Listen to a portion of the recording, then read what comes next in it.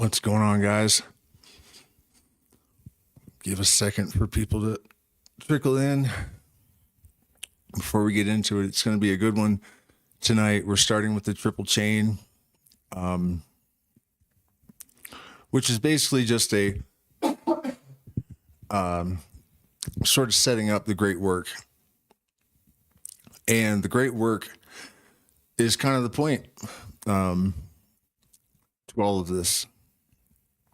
And what exactly the great work is difficult to say, because there are three worlds that are spoken about in Hermeticism. And those three worlds, because the universe reflects this one thing in all of these different expressions. The microcosm is the individual, and then there's the race, I guess, the collective. And then there's the universal great work. They all have to do with liberation. They all have to do with alchemical transmutation. The universe begins as light and it ends as light. And on the cultural or social or planetary level, it's about the hope and dream of the adepts of all time that there would be a great revolution that has for its aims the amelioration of mankind from despotism, ignorance, religion, prejudice, despotism. And this is a kind of an unpopular opinion, but it's not an opinion, it's a fact.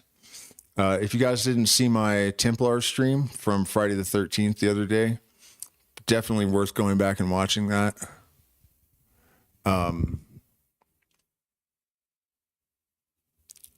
What's going on here?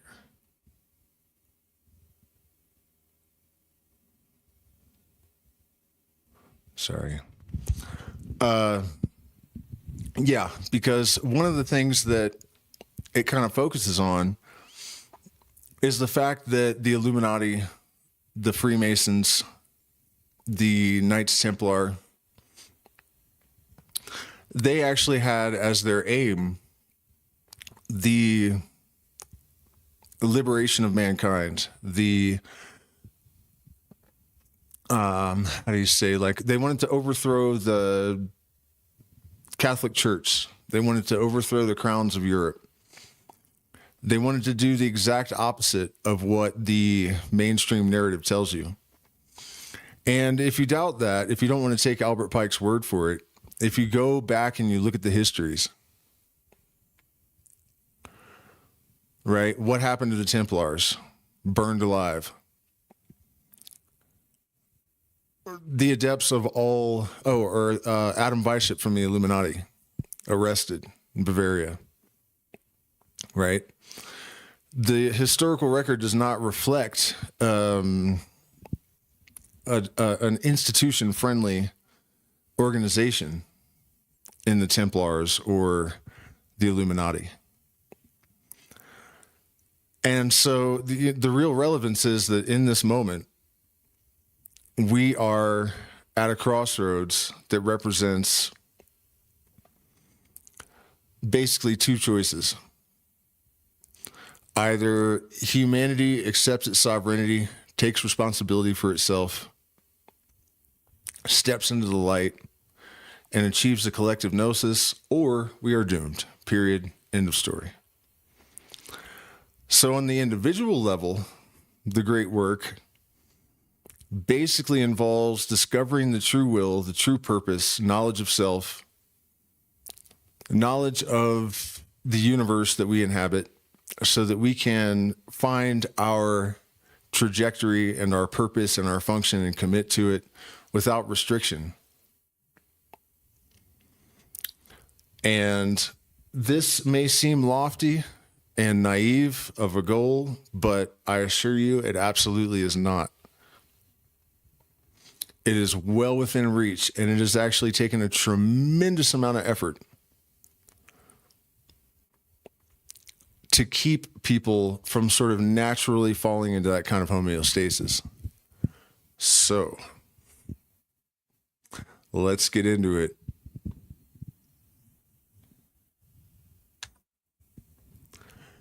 The great work in practical magic after the education of the will and the personal creation of the magus is the formation of the magnetic chain, and this secret is truly that of priesthood and of royalty. To form the magnetic chain is to originate a current of ideas which produce faith and draws a large number of wills in a given circle of active manifestation.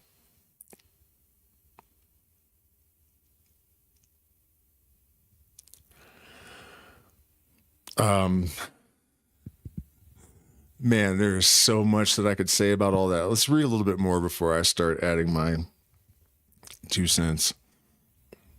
A well-formed chain is like a whirlpool which sucks down and absorbs all.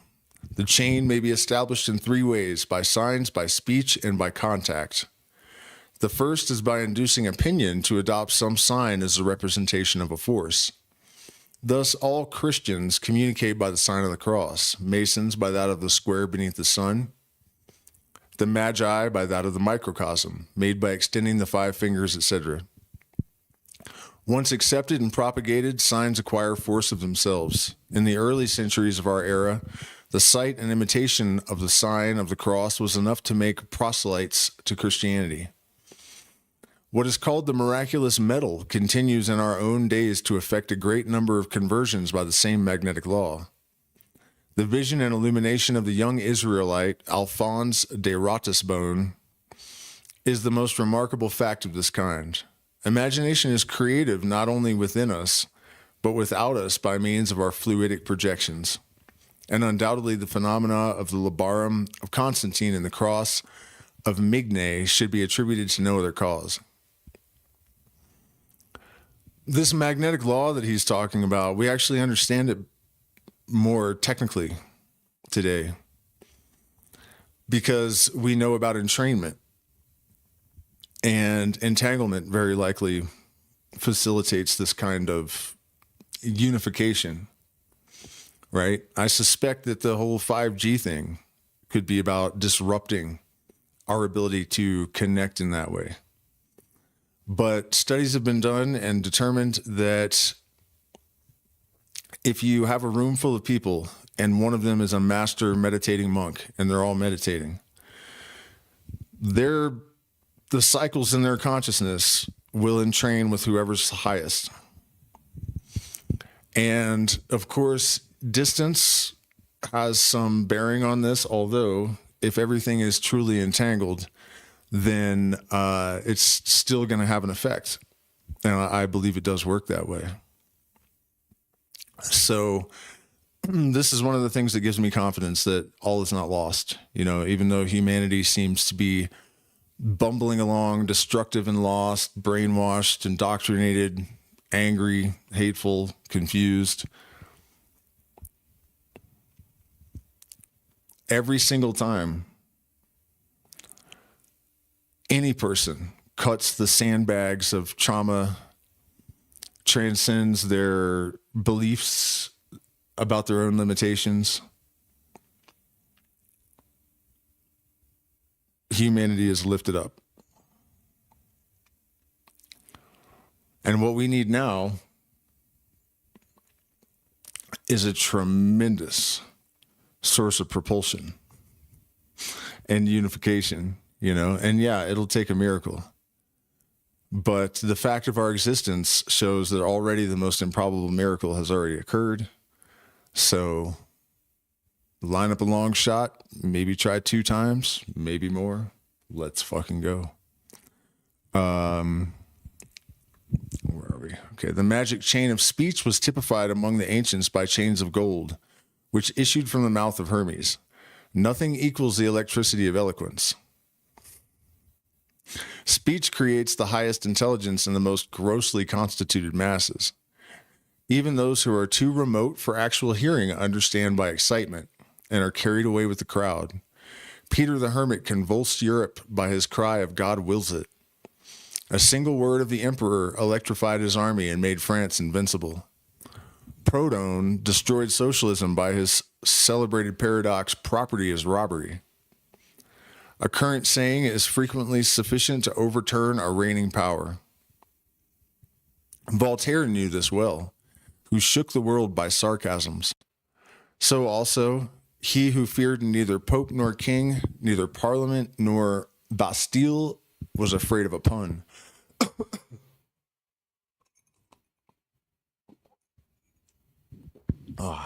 It's uña de gato. Very bitter. We are on the verge of accomplishing the intentions of that man whose sayings we repeat. The third method of establishing the magic chain is by contact. Between persons who meet frequently, the head of the current soon manifests, and the strongest will is not slow to absorb the others. The direct and positive grasp of hand by hand completes the harmony of dispositions, and it is for this reason a mark of sympathy and intimacy. Children, who are guided instinctively by nature, from the magic chain by playing at bars or rounds, then gaiety spreads and laughter rings. Circular tables are more favorable to convivial feast than those of any other shape. The great circular dance of the Sabbath, which concluded the mysterious assemblies of adepts in the Middle Ages, was a magic chain, which joined all in the same intentions and the same acts. It was formed by standing back to back and linking hands, the face outside the circle, in imitation of those antique sacred dances, representations of which are still found in the sculptures of old temples. The electric furs of the lynx, panther, and even domestic cat were stitched to their garments, in imitation of the ancient bacchanalia. Hence comes the tradition that the Sabbath miscreants each wore a cat hung from the girdle and that they danced in this guise. The phenomena of tilting and talking tables has been a fortuitous manifestation of fluidic communication by means of the circular chain. Mystification, combined with it afterwards, and even educated and intelligent persons were so infatuated with the novelty that they hoaxed themselves and became the dupes of their own absurdity. The subconscious mind works entirely in symbols. The universe is something like a subconscious mind. So when we create the highest art and the highest music, we replicate universal processes in this art and music.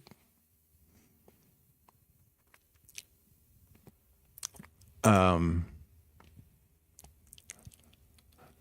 when we use the circle in a ritual, this is the universe. We are defining almost like a, the multiverse concept. And so we aren't just making symbolic gestures. We're encoding in the energetic substrata of the universe the program of our collective intentions. Another thing, that's important to take note of, and one of the primary techniques, I guess, of research in scientific illuminism is to look for consistencies in disparate cultures, right? And the biggest one of all is the circle for ritual. Every culture, at school, I'm sure you can remember gathering around in a circle to have some sort of, if there was something important, some tragedy occurred, or you want to rally people. The Druids, the Hermeticists, the ayahuasquero, everywhere, everyone. When there is a collective that has a common goal or common interests, and they want to focus that and share it, they form a circle every time. The oracles of the tables were answers more or less voluntarily suggested or extracted by chance. They resembled the conversations which we hold or hear in dreams. Other and stranger phenomena may have been the external manifestations of imaginations operating in common. We, however, by no means deny the possible intervention of elementary spirits in these occurrences, as in those of divination by cards or by dreams, but we do not believe that it has been in any sense proven, and we are therefore in no way obliged to admit it. One of the most extraordinary powers of human imagination is the realization of the desires of the will, or even of its apprehension and fears. We believe easily anything that we fear or desire, says a proverb, and it is true, because desire and fear impart to imagination a realizing power, the effects of which are incalculable. Again, this knowledge is one of the things that has humanity trapped, because we create reality. It's usually very subtle. I've experienced some instances where it's not at all subtle. I am convinced of this fact because I have personally set intentions that were so absurdly improbable that you would have, any reasonable person would have laughed at me. And yet those things came to pass over and over again.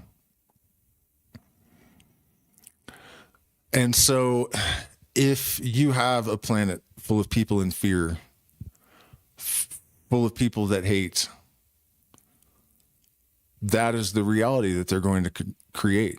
And when they believe, absolutely, if ye have but the faith of a mustard seed, you can move a mountain, right?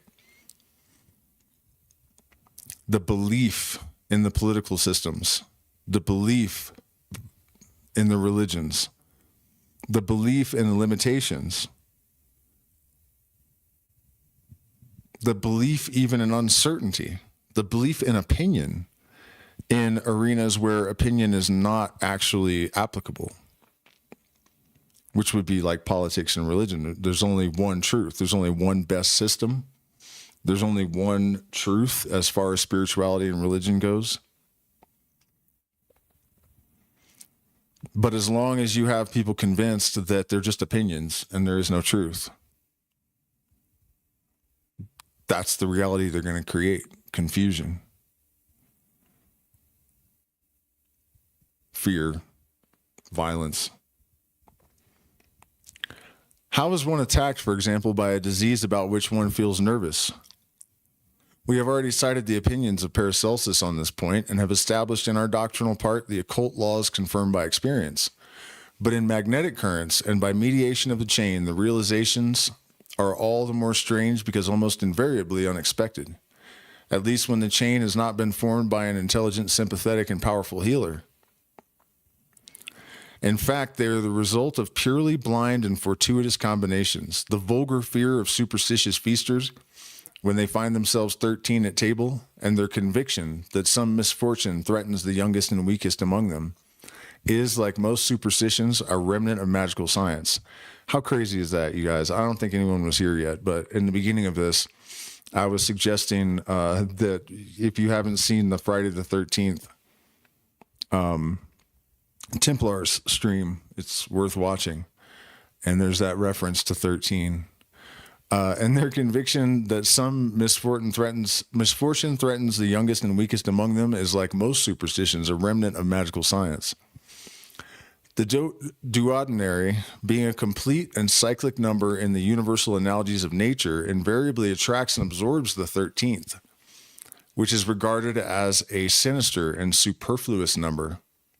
If the grindstone of a mill be represented by the number 12, then 13 is that of the grain which is to be ground. On kindred considerations, the ancients established the distinctions between lucky and unlucky numbers, whence came the observance of days of good or evil augury. It is in such concerns, above all, that imagination is creative, so that both days and numbers seldom fail to be propitious or otherwise to those who believe in their influence. Consequently, Christianity was right in prescribing the divinatory sciences. For in thus diminishing the number of blind chances, it gave further scope and empire to liberty. Printing is an admirable instrument for the formation of the magic chain by the extension of speech. No book is lost. As a fact, writings go invariably precisely where they should go, and the aspirations of thought attract speech. We have proved this 100 times in the course of our magical initiation. The rarest books have offered themselves without seeking as soon as they become indispensable.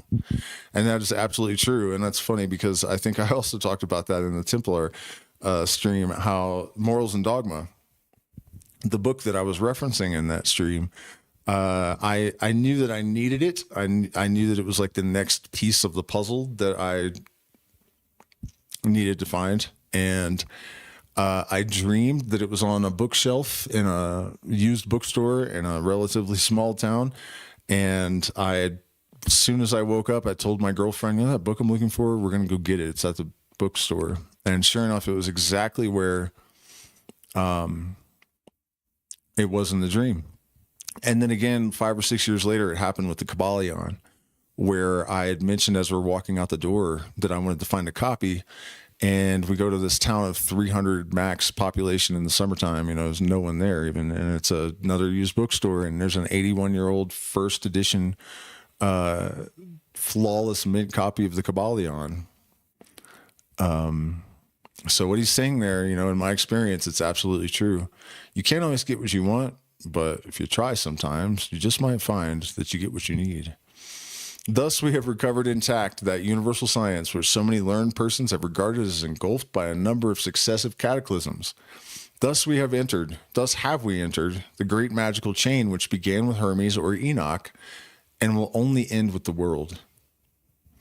Thus have we been able to evoke and come face to face with the spirits of Apollonius, Plotinus, Synesius, Paracelsus, Cardanus, Agrippa, and others less or more known, but too religiously celebrated to make it possible for them to be named lightly.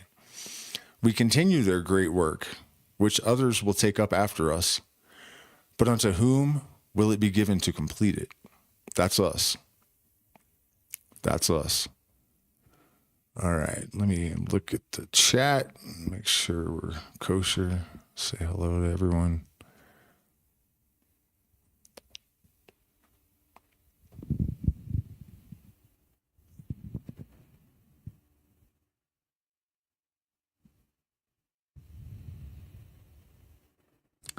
How's it going, JD?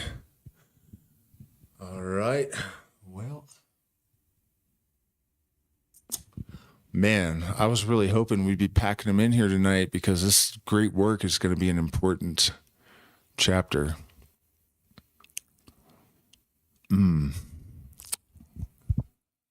Hesitant to even get into it. Where's everybody at tonight, man? We had like 23 or something in the last one. And this is the most important probably chapter in this entire book. We're only about a quarter of the way, or we have a third of the way to go. Yeah, about a third of the way still to go. All right, let's get into it, I guess. Just a few of us. So chapter 12, the great work. To be ever rich, to be always young, and to never die, such from all time has been the dream of the alchemists. To change lead, mercury, and all other metals into gold, to possess the universal medicine and the elixir of life. Such is the problem which must be solved to accomplish this desire and to realize this dream. Interestingly, a while back I had this idea that if there is truly a veil that converts the ideal to the actual, if the universe is actually a mind, then there must be some sort of mechanism, a translation layer in the quantum realm. And I figured that there must be some pattern that could be detected through harmonic resonance imaging that could connect things like light and gold. Because I think that light and gold are the same substance in some sense, right? It's like all that is metaphor, and all of these things have like allegory is deeper than just like a poetic device, you know? And so when we were reading the last stream, I didn't even notice it, I guess, at the time, because I would have stopped and said something, but Éliphas Lévi said something about gold, and then he's like, which is light. And I was like, wait, what? Excuse me, you know? But I didn't really notice it until I was watching the stream later, looking for clips to cut out. And that really struck me, that these adepts seem to have been aware of this thing that I just kind of intuited was, a possible gateway or a pathway to validating or finding the mechanistic basis for the universal mind. And so this thing of converting all metals to gold, right? This is not necessarily a physical process. It's not that it's not. I think the Templars very likely had the secret of alchemy, and that's how they got the crowned heads of Europe in debt to them. The official story does not make a lot of sense. They started a bank and they were able to issue loans that were large enough that royals couldn't come up with it, including like the Tsar of Russia and stuff. If I remember correctly, that was one of the people they had in debt to them. Doesn't make any sense. But the reality is the lead of everyday experience is transmuted into the gold of higher consciousness by the wise, So to turn all of the metals in the world into gold would be about covering all the bases. And all of the metals in nature have some sort of correspondence in emotion or intellect or some facet of consciousness. There's a correspondence. Gold is light. Mercury is like spiritual growth, and so on,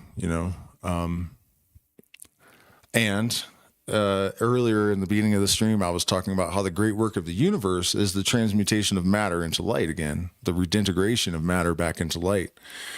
And that's another element of this. For us, it's about the transmutation of lead into gold, because we are microcosms imitating the fundamental process of the macrocosm.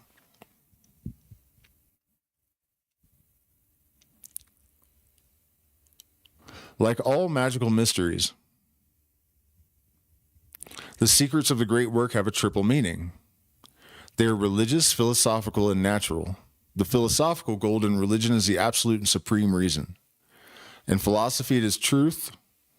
In visible nature, it is the sun. In the subterranean and mineral world, it is the purest and most perfect gold. Hence, the search after the great work is called the search for the absolute, and this work itself is termed the operation of the sun. All masters of science recognize that it is impossible to achieve material results until we have found all the analogies of the universal medicine and the philosophical stone in the two superior degrees. Then it is affirmed, is the labor simple, light, and inexpensive. Otherwise, it consumes to no purpose the life and fortune of the bellows blower. So many hints as to the true nature of all of this. And it does have to be veiled because it is a coup. That's what this is about. It's a coup of the tiara of Rome and the crowns of Europe and the crowns of Asia and the crowns of Russia. It is a coup. The universal medicine is for the soul's supreme reason and absolute justice. For the mind, it is mathematical and practical truth. For the body, it is the quintessence, which is a combination of gold and light. In the superior world, the first matter of the great work is enthusiasm and activity. In the intermediate world, it is intelligence and industry. In the inferior world, it is labor. In science, it is sulfur, mercury, and salt, which volatilized and fixed alternately compose the azot of the sages. Sulfur corresponds to the elementary form of fire, mercury to air, and water, salt to earth. All the masters in alchemy who have written concerning the great work have employed symbolical and figurative expressions, and have rightly done so, as much to deter the profane from a work which would for them be dangerous, as to make themselves intelligible to adepts, by revealing the entire world of analogies which is ruled by the one and sovereign dogma of Hermes. For such, gold and silver are the sun and moon, or the king and queen. Sulfur is the flying eagle. Mercury is the winged and bearded hermaphrodite, throned upon a cube and crowned with flames. Matter or salt is the winged dragon. Metals in the molten state are lions of various colors. Finally, the whole work is symbolized by the pelican and the phoenix. Hermetic art is therefore at one and the same time a religion, a philosophy, and a natural science. Considered as religion, it is that of the ancient magi and the initiates of all the ages. As a philosophy, its principles may be found in the school of Alexandria and in the theories of Pythagoras. As science, its principles must be sought from Paracelsus, Nicholas Flamel, and Raymond Lilly. The science is true only for those who accept and understand the philosophy and religion, and its processes are successful only for the adept who has attained sovereign volition and has thus become the monarch of the elementary world. For the great agent of the solar work is that force described in the Hermetic symbol of the Emerald Tablet. It is universal magical power. It is the igneous spiritual motor. It is the ode of the Hebrews and the astral light, according to the expression we have adopted in this work. There is the secret, living, and philosophical fire of which all Hermetic philosophers speak only with the most mysterious reservations. There is the universal sperm, the secret of which they guarded, representing it only under the emblem of the caduceus of Hermes. Here, then, is the great Hermetic arcanum, and we reveal it for the first time clearly and devoid of mystical figures. What the adepts term dead substances are bodies, as found in nature. Living substances are those which have been assimilated and magnetized by the science and the will of the operator. Therefore, the great work is something more than a chemical operation. It is an actual creation of the human word initiated into the power of the word of God himself.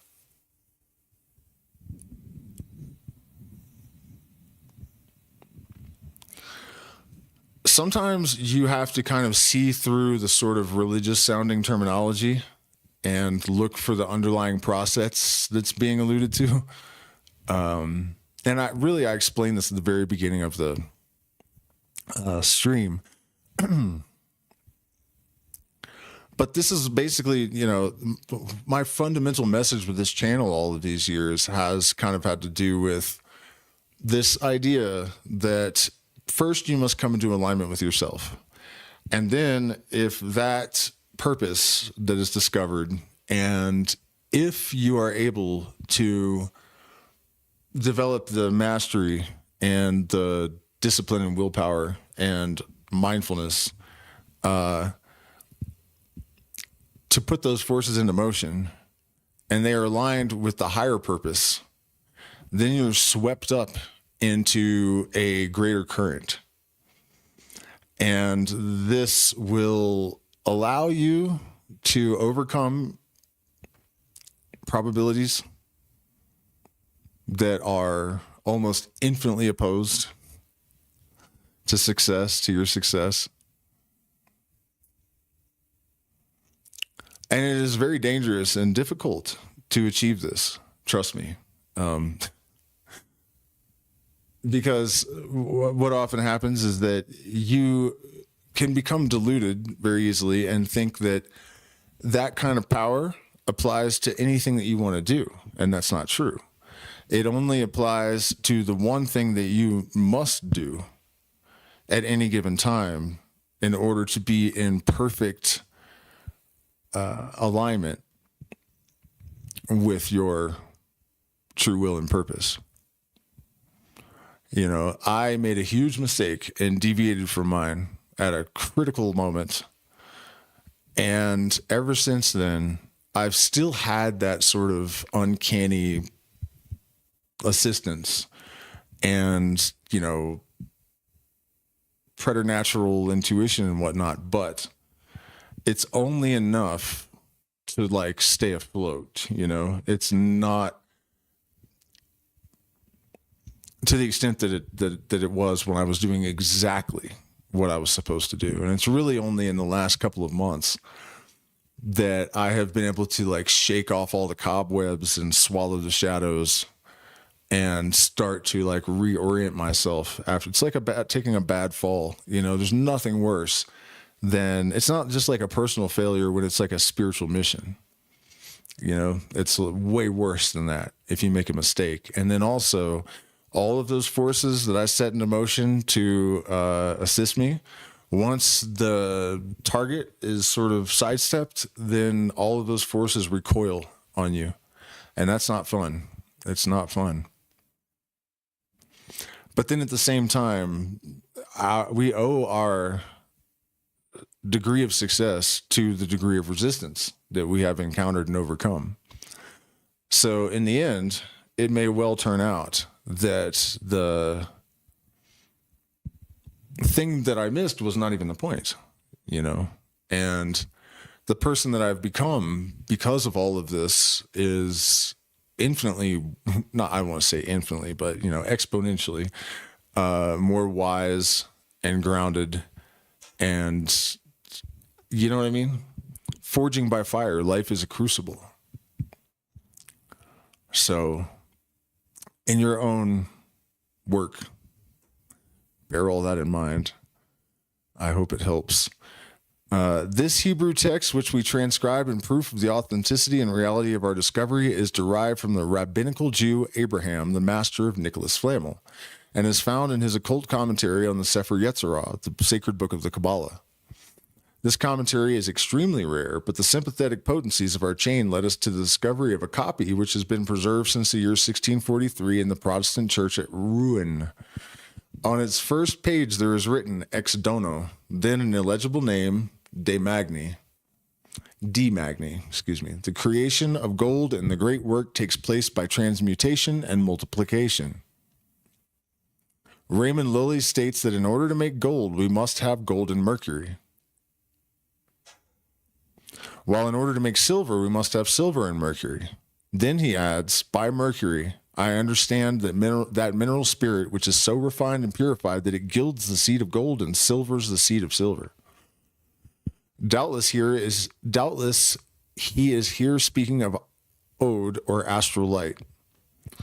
Salt and sulfur are serviceable in the work, only for the preparation of mercury. It is with mercury above all that the magnetic agent must be assimilated and incorporated. Now, listen to this.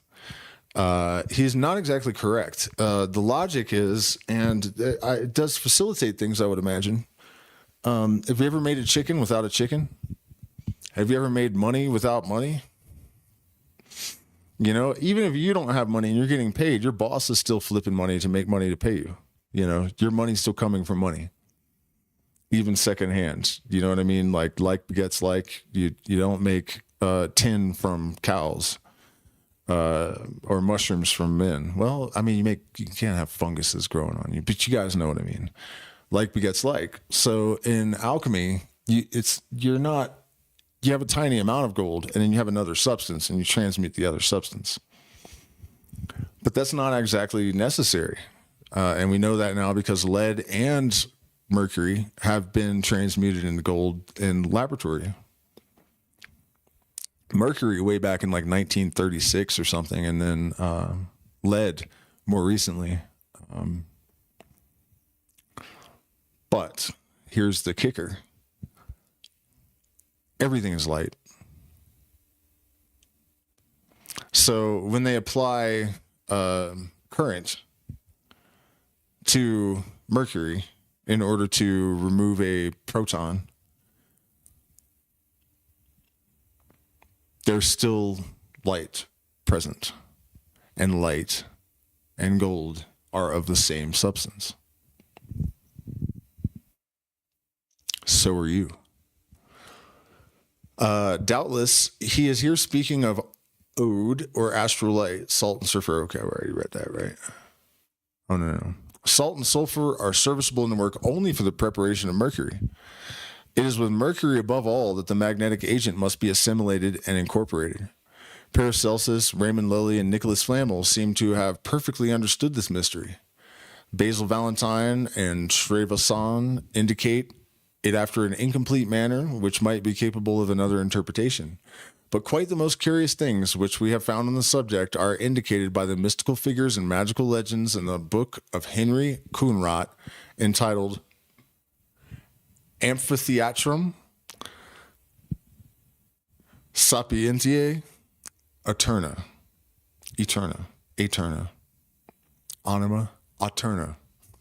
Kunrat represents and resumes the most learned Gnostic schools and connects in symbology with the mysticism of Synesius. He affects Christianity, but it is easy to see that his Christ is the Abraxas, the luminous pentagram radiating on the astronomical cross, the incarnation in humanity of the sovereign Son celebrated by the Emperor Julian. It is a luminous and living manifestation of that Ruach Elohim, which, according to Moses, brooded and worked upon the bosom of the waters at the birth of the world. It is the man-son, the monarch of light, the supreme magus, the master and conqueror of the serpent. In the fourfold legend of the evangelist, Kunrat finds the allegorical key of the great work. One of the pentacles of his magical book represents the philosophical stone erected in the middle of a fortress surrounded by a wall in which there are 20 impracticable gates. One alone conducts to the sanctuary of the great work. Above the stone there is a triangle placed upon a winged dragon, and on the stone is graven the name of Christ, qualified as a symbolical image of all nature. It is by him alone, he adds, that thou canst obtain the universal medicine for men, animals, vegetables, and minerals. Light.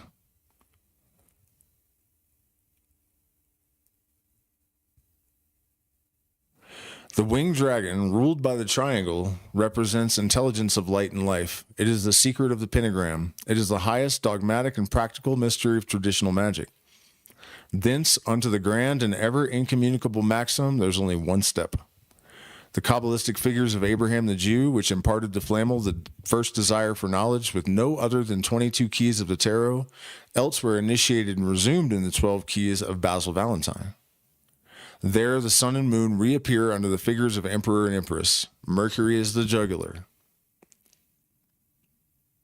The great Hierophant is the adept or abstractor of the quintessence. Death, judgment, love, the dragon or devil, the hermit or lame elder, and finally all the remaining symbols are there found with their chief attributes and almost in the same order. It could have scarcely been otherwise, since the tarot is the primeval book and the keystone of the occult sciences. It must be hermetic because it is Kabbalistic, magical, and theosophical. So also we find in the combination of its 12th and 22nd keys, superposed one upon the other, the hieroglyphic revelation of the solution of the trees or posts forming the Hebrew letter, the man's arms, grand work and its mysteries. The 12th key represents a man hanging by 1 foot from a gibbet composed of 3 constitute a triangle, with his head and his entire hieroglyphic shape is that of a reverse triangle surmounted by a cross, an alchemical symbol known to all adepts and representing the accomplishment of the great work. Man, something just hit me like a ton of dicks flopping around and slapping me in the face. The 22nd key, which bears the number 21, because the fool which precedes it carries no numeral, represents a youthful female divinity slightly veiled and running in a flowering circle, supported at 4 corners by the 4 beasts of the Kabbalah. In the Italian tarot, this divinity has a rod in either hand. In the Besicon tarot, the 2 wands are in one hand, while the other is placed upon her thigh, both equally remarkable symbols of magnetic action, either alternate in its polarization or simultaneously by opposition and transmission.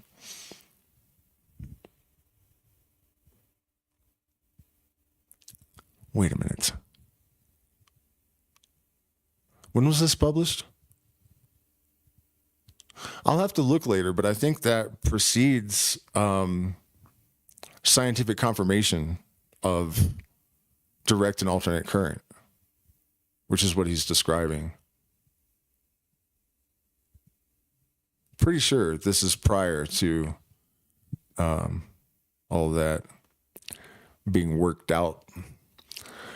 The great work of Hermes is therefore an essentially magical operation and the highest of all, for it supposes the absolute in science and volition. There is light in gold, gold in light, and light in all things. There it is again. The intelligent will which assimilates the light directs in this manner the operations of substantial form and uses chemistry solely as a secondary instrument. The influence of human will and intelligence upon the operations of nature, dependent in part on its labor, is otherwise a fact so real that all serious alchemists have succeeded in proportion to their knowledge and their faith, and have reproduced their thought in the phenomena of the fusion, salification, and recomposition of metals. Agrippa, who was a man of immense erudition and fine genius, but pure philosopher and skeptic, could not transcend the limits of metallic analysis and synthesis. Before I forget about this, it occurred to me the other day, we have Michael Levin and others that are predicting that something like immortality is right around the corner. Because our understanding of bioelectricity, and other things, but that's the most important one. Well, there's also been cell age reversal accomplished in eyeball cells, and this was years ago. So I don't know if they're just keeping it quiet or if they didn't get any further with it. But you know what I mean? It's inevitable that life can be extended indefinitely.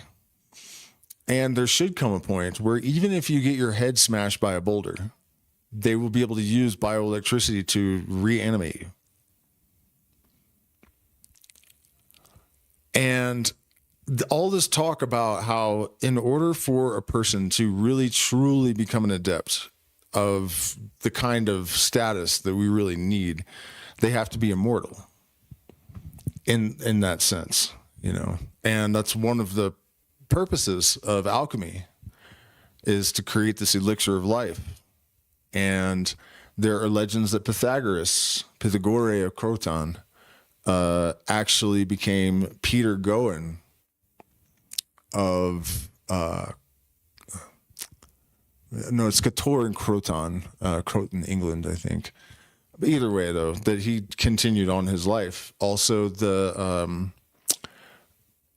Cagliostro was supposedly an alchemist that had succeeded in creating the Philosopher's Stone and the elixir of life, and had achieved immortality. And I did some research the other day. No one knows how he died, which means that no one knows for sure that he did die. And that sounds maybe a little bit ridiculous until you consider that if someone had figured this out in Egypt, Syria, Babylonia, that there is some sort of substance that basically is going to be a fifth state of matter, right? And recently light has been turned into a fifth state of matter, or two new states of matter, if I understand everything correctly, that is neither solid nor liquid. So something along those lines. It's going to be a material that is basically light in another form. And it just kind of occurred to me that if we have figured out in only 70 years through a certain type of technology, right? The technology we have is predicated on certain foundational, bases. And there are other types of technology. There's light-based technology, for example. And I just don't find it that unreasonable that someone could have found a way to create a substance that does the same thing that Michael Levin's manipulations of resistors and cells and how they interface with electromagnetic field, because it's not that you're using really, it's not like it's this super advanced manipulation of the field around you. They're basically just altering transistors in cells so that they interact with the field differently. And I don't see why that couldn't be done biochemically, like with a, elixir of some kind. So I really don't think that this is out of the question. Also, Albert Pike looks just like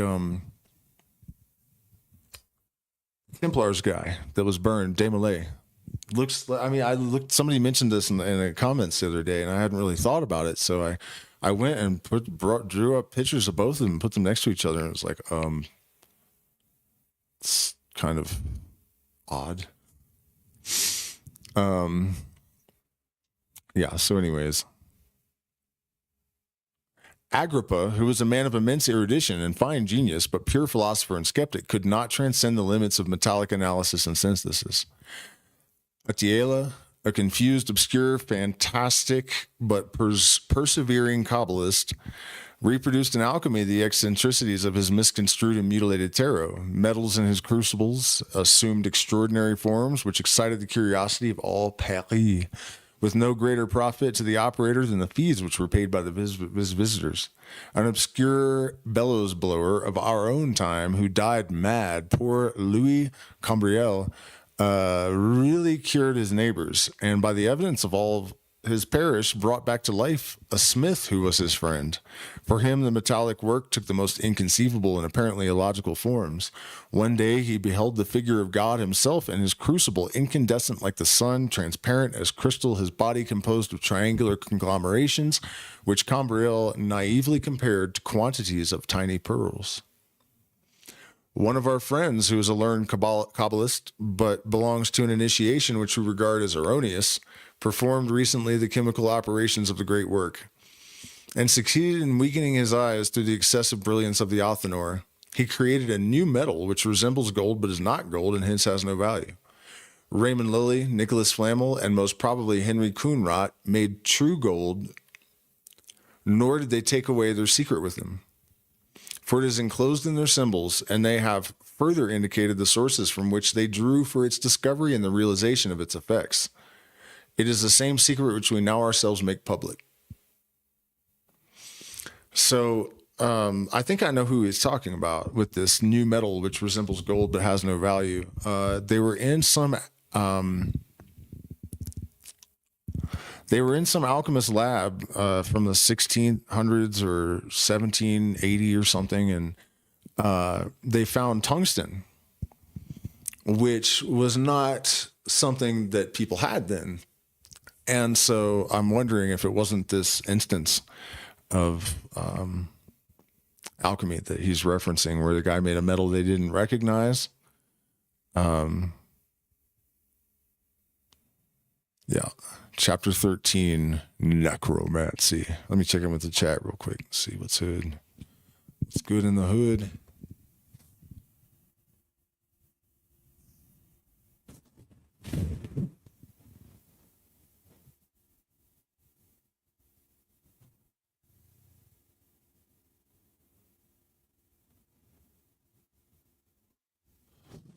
Oh, you're talking about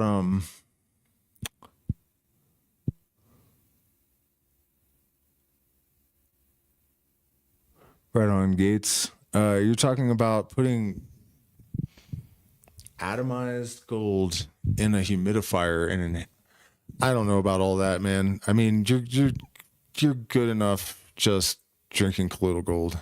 I'm pretty sure that's what's up. Man, is it really already 11:39? It means we've been on for about an hour. Should we do the necromancy chapter? I can't imagine it's that long. So let's go ahead and work our way through this one. If you're just tuning in, the great work was really good.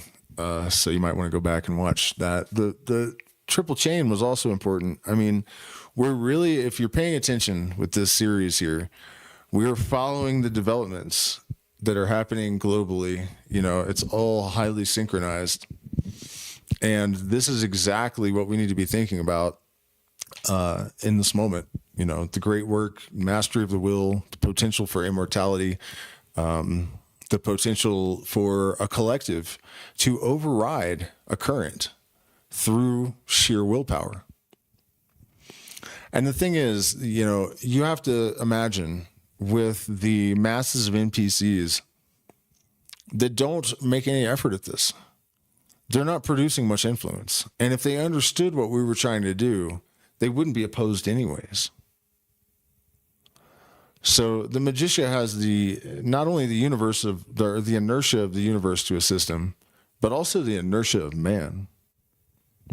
That's what they're using, really, to keep everyone enslaved. All right, necromancy.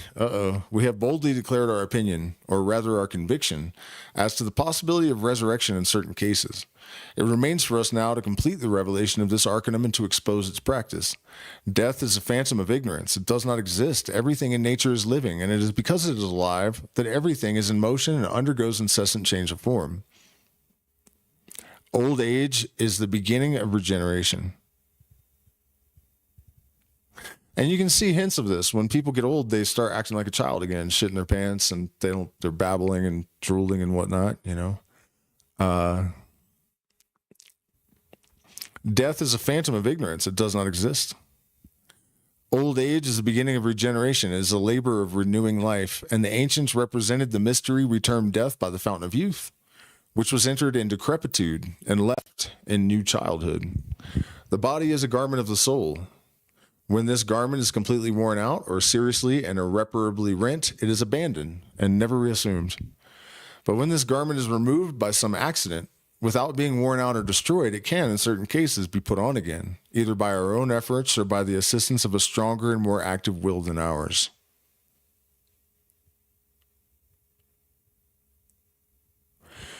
Death is neither the end of life nor the beginning of immortality. It is the continuation and transformation of life. Now, a transformation being always a progress, few of those who are apparently dead will consent to return to life. That is, to reassume the vestment which they have left behind. It is this which makes resurrection one of the hardest works of the highest initiation, and hence its success is never infallible, but must be regarded almost invariably as accidental and unexpected. So saying, you're trying to raise the dead, if they don't want to come back, they're not going to. To raise up a dead person, we must suddenly and energetically rebind the most powerful chains of attraction which connect it with the body that it has just quitted. It is therefore necessary to be previously acquainted with this chain, then to seize thereon, finally to produce an effort of will sufficiently powerful to instantaneously and irresistibly relink it. All this, as we say, is extremely difficult, but it is in no sense absolutely impossible. The prejudices of materialistic science exclude resurrection at present from the natural order, and hence there is a disposition to explain all phenomena of this class by lethargies more or less complicated with signs of death and more or less long in duration. If Lazarus rose again before our doctors, they would simply record in their memorials to recognized academies a strange case of lethargy accompanied by an apparent beginning of putrefaction and a strong corpse-like odor.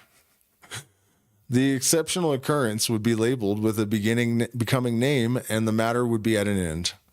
We have no wish to frighten anyone, and if out of respect for the men with diplomas who represent science officially, it is requisite to term our theories concerning resurrection the art of curing exceptional and aggravated trances. Nothing, I hope, will hinder us from making such a concession. But if ever a resurrection has taken place in the world, it is incontestable that resurrection is possible. Now, constituted bodies protect religion, and religion positively asserts the fact of resurrections. Therefore, resurrections are possible. I don't know about that logic right there. From this escape is difficult.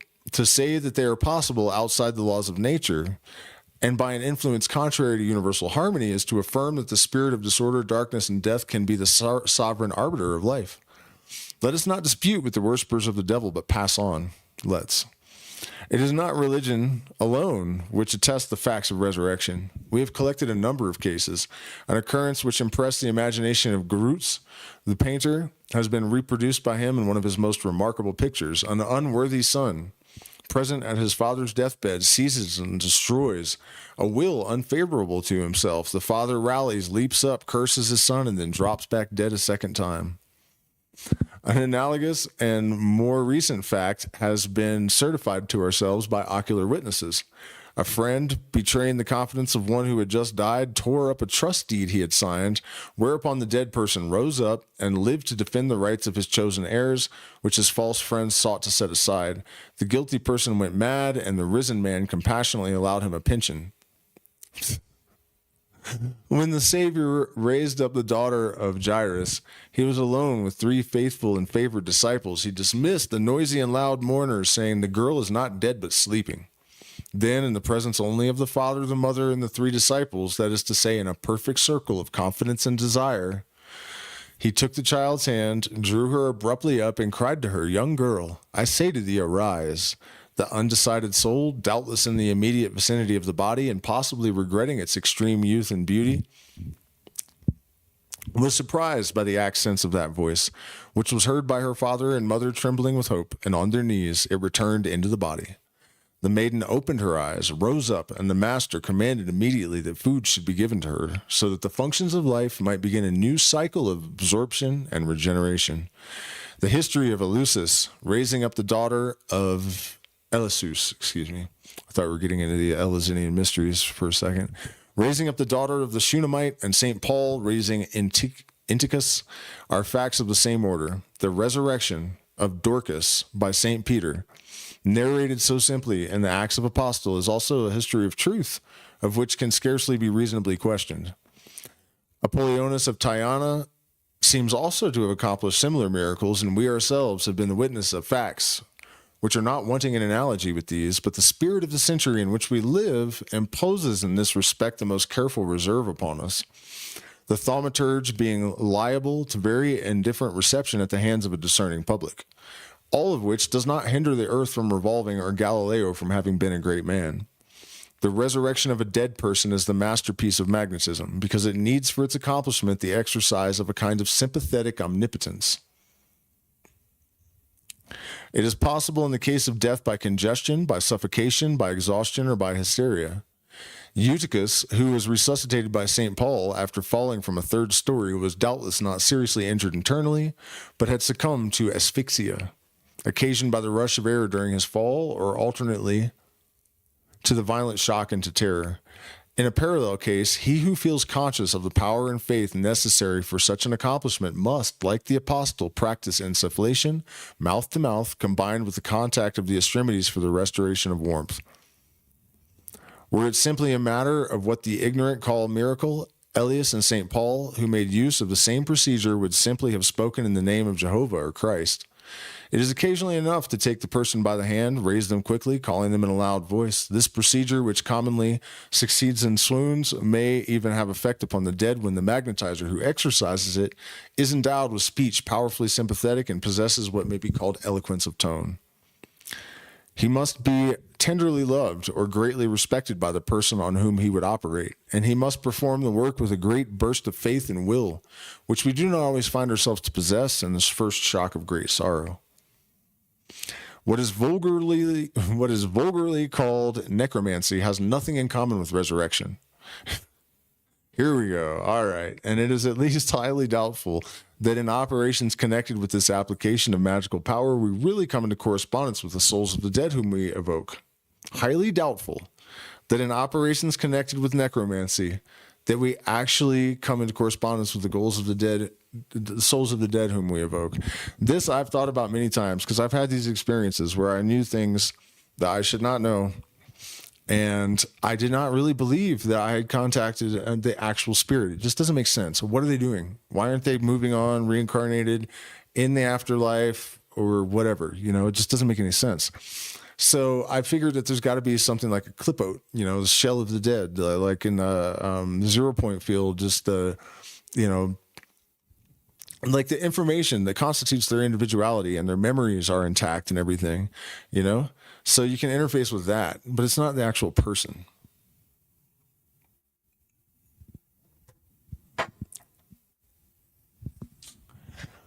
That's kind of what I thought, bud. There are two kinds of necromancy, that of light and that of diggity darkness. The evocation by prayer, panticle, and perfumes, and the evocation by blood, imprecations, and sacrileges. We have only practiced the first and advise no one to devote themselves to the second. It is certain that the images of the dead do appear to the magnetized person who evokes them.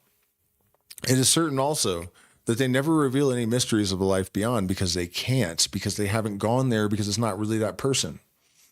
They are beheld as they still exist in the memories of those who knew them, and doubtless as their reflections have left them impressed on the astral light. Word up, son. When evoked specters reply to questions addressed them, it is always by signs or by interior and imaginary impression, never with a voice which really strikes the ears. And this is comprehensible enough, for how should a shadow speak? See? With what instrument could it cause the air to vibrate by impressing it in such a manner to make distinct sounds? Science. At the same time, electrical contacts are experienced from apparitions and sometimes appear to be produced by the hand of the phantom. But the phenomena is wholly subjective and is occasioned solely by the power of imagination and the local wealth of the occult force which we term the astral light. The proof of this is that spirits, or at least the specters pretended to be such, may indeed occasionally touch us, but we cannot touch them. And this is one of the most affrighting characteristics of these apparitions, which are at times so real in appearance that we cannot, unmoved, feel the hand pass through that which seems a body without touching or meeting anything. We read in ecclesiastical historians that Spiridion, bishop of Tremathont, afterwards invoked as a saint, called up the spirit of his daughter Irene to ascertain from her the whereabouts of some concealed money, which she had taken in charge of a traveler. Swedenborg communicated habitually with the so-called dead, whose forms appeared to him in the astral light. Several credible persons of our acquaintance have assured us that they have been revisited for years by the dead who were dear to them. The celebrated atheist Sylvanus Marichal manifested to his widow and one of her friends to acquaint her concerning a sum of 1,500 francs, which he had concealed in a secret drawer. This anecdote was related to us by an old friend of the family. Evocations should always have a motive and a becoming end. Otherwise, they are works of darkness and folly, most dangerous for health and reason. And by reason, we mean sanity.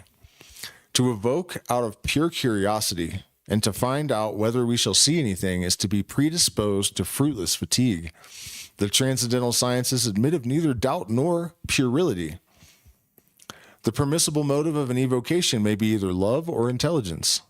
The procedure is as follows. We must, in the first place, carefully collect the memorials of him or her whom we desire to behold, the articles he used and on which his impression remains. We must also prepare an apartment in which the person lived or otherwise one of similar kind, and place his portrait veiled in white therein, surrounded by his favorite flowers, which must be renewed daily.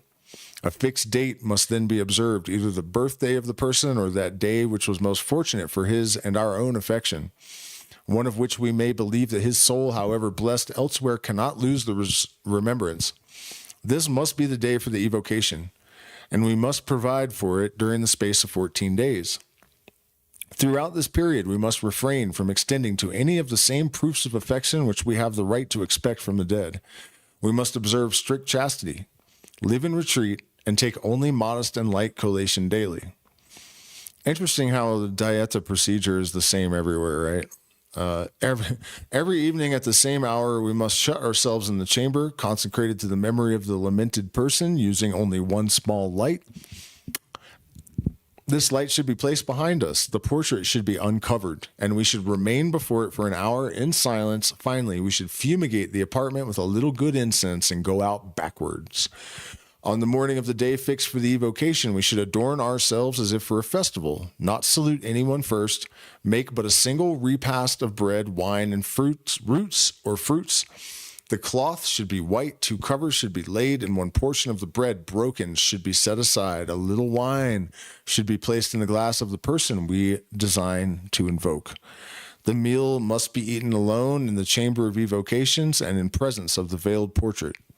It must be cleared away at the end, except the glass belonging to the dead person and his portion of bread, which must be placed before the portrait. In the evening, at the hour for the regular visit, we must repair in silence to the chamber, light a clear fire of cypress wood, and cast incense 7 times thereon, pronouncing the name of the person whom we desire to behold. The lamp must then be extinguished and the fire permitted to die out. On this day, the portrait must not be unveiled. When the flame is extinct, put more incense on the ashes and invoke God according to the forms of the religion to which the dead person belonged, and according to the ideas which he himself possessed of God. While making this prayer, we must identify ourselves with the evoked person, speak as he spoke, believe in a sense as he believed. Then, after a silence of 15 minutes, we must speak to him as if he were present, with affection and with faith, praying him to manifest to us. Renew this prayer mentally, covering the face with both hands, then call him thrice with a loud voice, tarry on our knees, the eyes closed or covered, for some minutes. Then again call thrice upon him in a sweet and affectionate tone, and slowly open the eyes. Should nothing result, the same experiment must be renewed in the following year, and if necessary a third time, when it is certain that the desired apparition will be obtained, and the longer it has been delayed, the more realistic and striking it will be. Evocations of knowledge and intelligence are made with more solemn ceremonies. If concerned with a celebrated personage, we must meditate for 21 days upon his life and writings, form an idea of his appearance, converse with him mentally, and imagine his answers. Carry his portrait, or at least his name, about us. Follow a vegetable diet for 21 days and a severe fast during the last 7. We must next construct the magical oratory, described in the 13th chapter of our doctrine. This oratory must be invariably darkened. But if we operate in the daytime, we may leave a narrow aperture on the side where the sun will shine at the hour of evocation and place a triangular prism before this opening, and a crystal globe filled with water before the prism. If the operation be arranged for night, the magic lamp must be so placed that a single ray shall fall upon the altar smoke. The purpose of these preparations is to furnish the magic agent with elements of corporal appearance, and to ease as much as possible the tension of imagination, which could not be exalted without danger into the absolute illusion of dream. For the rest, it will be easily understood that a beam of sunlight, or the ray of a lamp, colored variously, and falling upon curling and irregular smoke, can in no way create a perfect image.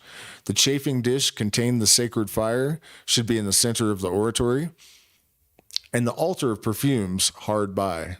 The operator must turn towards the east to pray and the west to invoke. He must be either alone or assisted by 2 persons, preserving the strictest silence. He must wear the magical vestments, which we have described in the 7th chapter, and must be crowned with vervain and gold. He should bathe before the operation, and all his undergarments must be of the most intact and scrupulous cleanliness. The ceremony should begin with a prayer suited to the genius of the spirit about to be invoked, and one which will be approved by himself if he still lived. For example, it would be impossible to evoke Voltaire by reciting prayers in the style of St. Bridget. For the great men of antiquity, we may use the hymns of Cleanthes or Orpheus, with the adjuration terminating the golden verse of Pythagoras. In our own evocation of Apollonius, we used the magical philosophy of Patricius for the ritual.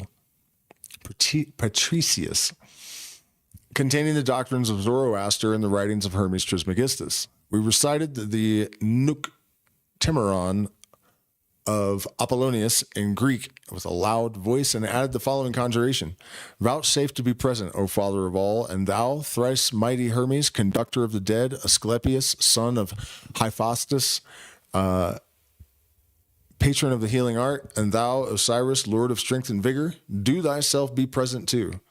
Arnabasinus, patron of philosophy, and yet again Asclepius, son of Emute, who presidest over poetry. Apollonius, Apollonius, Apollonius, thou teachest the magic of Zoroaster, son of Oromazdes, and this is the worship of the gods. For the evocation of spirits belonging to religions issued from Judaism, the following Kabbalistic invocation of Solomon should be used, either in Hebrew or in any other tongue with which the spirit in question is known to have been familiar. Powers of the kingdom, be ye under my left foot and in my right hand. Glory and eternity, take me by the 2 shoulders and direct me in the paths of victory. Mercy and justice, be ye the equilibrium and splendor of my life. Intelligence and wisdom, crown me. Spirits of Malkut, lead me betwixt the 2 pillars upon which rests the whole edifice of the temple.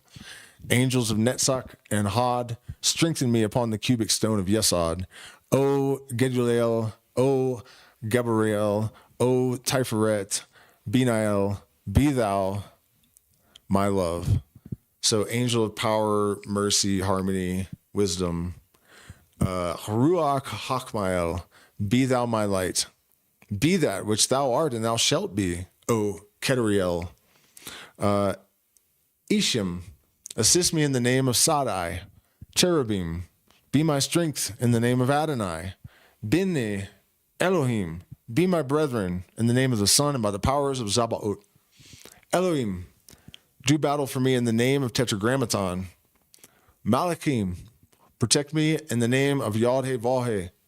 Seraphim, Cleanse my love in the name of Eloah, Hasmalam. Enlighten me with the splendors of Eloi and Shekinah. Arelim, act. Ophanim, revolve and shine. Hajoth, Akadosh, cry, speak, roar, bellow. Kadosh, Kadosh, Kadosh, Sarai, Adonai, Yochava. I do not know. I've never seen that one before. Eiezeri. Eheyezeri. It's a reference to Eheye. He's spelling it weird with no H, but Eheye Zareye. Eheye Zareye. Okay, there you go. Hallelujah, hallelujah, hallelujah, amen. But, and you know, hallelujah actually means one for another. It's good stuff to know. It should be remembered above all in conjurations that the names of Satan, Beelzebub, Adramelech, and others do not designate spiritual unities, but legions of impure spirits. Our name is Legion, for we are many, says the spirit of darkness in the gospel. Number constitutes a law, and progress takes place inversely in hell. That is to say, the most advanced in satanic deployment, and consequently the most degraded or the least intelligent and feeblest. And that is how we shall destroy them. Thus, a fatal law drives the demons downward when they wish and believe themselves to be ascending. So also those who term themselves chiefs are the most impotent and despised of all. As to the horde of perverse spirits, they tremble before an unknown, invisible, incomprehensible, capricious, implacable chief, who never explains his laws, whose arm is ever stretched out to strike those who fail to understand him. They give this phantom the names of Baal, Jupiter, and even others more venerable, which cannot without profanation be pronounced in hell.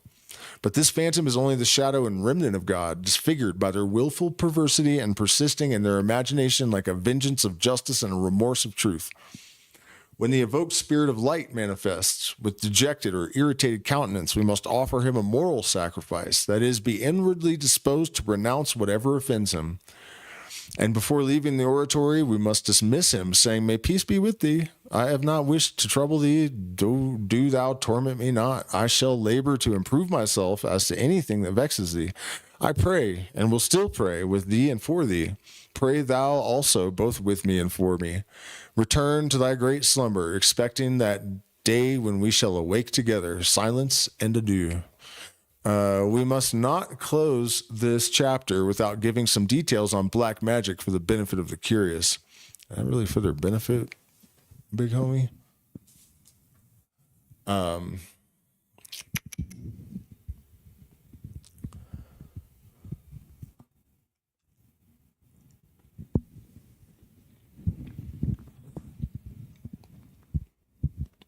The practices of Thessalian sorcerers and Roman canidias are described by several ancient authors. In the first place, a pit was dug, at the mouth of which they cut the throat of a black sheep. The psyllae and larvae, presumed to be present and swarming around to drink the blood, were driven off with the magic sword. The triple Hecate and the infernal gods were invoked, and the phantom, whose apparition was desired, was called upon 3 times. In the Middle Ages, necromancers violated tombs, composed philters and unguents with the fat and blood of corpses, combined with aconite, belladonna, and poisonous fungi. They boiled and skimmed these frightful compounds over fires nourished with human bones and crucifixes stolen from churches. They added dust of dried toads and ash of consecrated hosts. They anointed their temples, hands, and breasts with the infernal unguent. Traced the diabolical pentacles, evoked the dead beneath gibbets or in deserted graveyards. Their howlings were heard from afar, and belated travelers imagined that legions of phantoms rose out of the earth. The very trees in their eyes assumed appalling shapes. Fiery orbs gleamed in the thickets. Frogs in the marshes seemed to echo mysterious words of the Sabbath with croaking voices. It was the magnetism of hallucination, the contagion of madness. The end of procedure in black magic was to disturb reason and produce the feverish excitement which emboldens to great crimes. The grimoires, formerly seized and burnt by authority everywhere, are certainly not harmless books. Sacrilege, murder, theft are indicated or hinted as means to realization in almost all of these works. Thus, in the Great Grimoire, in its modern version, the Red Dragon, there is a recipe entitled Composition of Death or Philosophical Stone, a broth of aquafortis, copper, arsenic, and verdigris. There are also necromantic processes comprising the tearing up of earth from graves with the nails, dragging out bones, placing them crosswise on the breast, then assisting at midnight mass on Christmas Eve and flying out of the church at the moment of consecration, crying, "Let the dead rise from their tombs," then returning to the graveyard, taking a handful of earth to the nearest coffin, running back to the door of the church, which has been alarmed by the clamor, depositing the two bones crosswise, and again shouting, "Let the dead rise from their tombs." And then, if we escape, being seized and shut up in a madhouse, retiring at a slow pace, and counting 4,500 steps in a straight line, which means following a broad road or scaling walls. Having traversed this space, you must lie down upon the earth, place yourself as if in a coffin, and repeat in lugubrious tones, "Let the dead rise from their tombs." Finally, call thrice upon the person whose apparition you desire. No doubt anyone who is mad enough and wicked enough to abandon himself to such operations is predisposed to all chimeras and all phantoms. Hence, the recipe of the Grand Grimoire is most efficacious, but we advise none of our readers to have recourse to it. So what he's saying basically there is that if you're an idiot, then do all this shit, nothing's going to happen, but you're probably going to think it is because you're an idiot. That's the secret of black magic.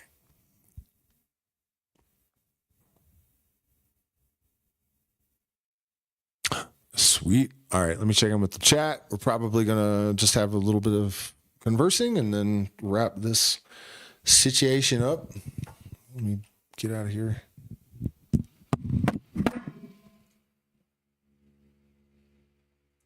Banana, red banana.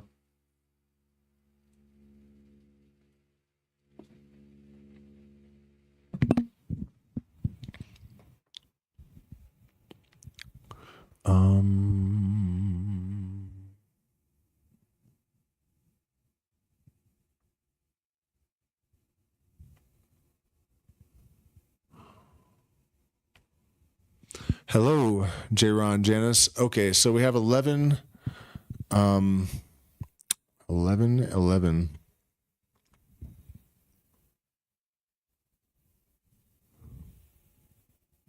Should we do another one, or would you guys like to chat a bit about the stuff that we have been through here? For those of you just jumping on, we went through the magical chain, which is basically about, these initiates have for their aim in all these Hermetic mystery, at least the original aim. I can't speak for modern day Freemasons or, whoever, the OTO or whatever.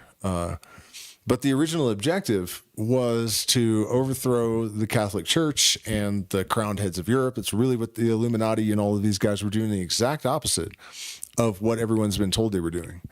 And so one of the major purposes of this book is that adepts 150 years ago or so kind of decided that we're doomed if we don't end the secrecy. The problem with ending secrecy in regards to these traditions is that you cannot be told this stuff in a way that's going to allow you to actualize it, and put forces into motion.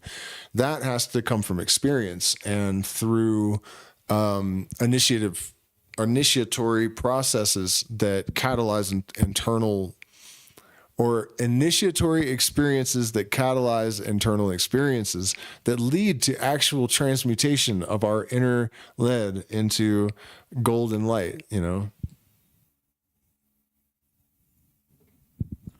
so the magical chain was about how, a group of people, especially if they formulate a circle, have the ability to influence reality with their will. And every time you add a person, it doesn't just add a person. It amplifies the influence exponentially, right? And we were kind of getting into how will, or lack of will, allows those that have a more powerful will and are aware of these things to control others. But also how we have not only the inertia of the universe, but also the inertia of mankind to assist those of us that are actually trying to affect some sort of change and exert some sort of influence. And the people that are trying to pull us down do not have the laws of nature on their side, because entrainment dictates that they follow the higher cycles. So, we may be smaller in number, but we have a tremendous advantage and a hidden hand, hidden hand, protect us from the dead and dying. And so from there, we got into the great work, chapter 12, which is about how this process that we call the great work is unfolding on 3 different levels simultaneously. There's the individual realization and the actualization of the true will. And on another level, the universe started as light, and it is matter now, and it's going to redintegrate and become light again. And that's that process for the universe. And then, so we have it on a global scale, a universal scale, and an individual scale. And on the individual scale, we are finding our true will, aligning every bit of our breath, every breath, every thought, everything with that singular purpose. And then you find that purpose is aligned with a greater current. And then for some reason, he just went off the deep end talking about resurrection and that sort of thing. So if you just popped on, now you're caught up. So let me see what we have in terms of like questions, comments.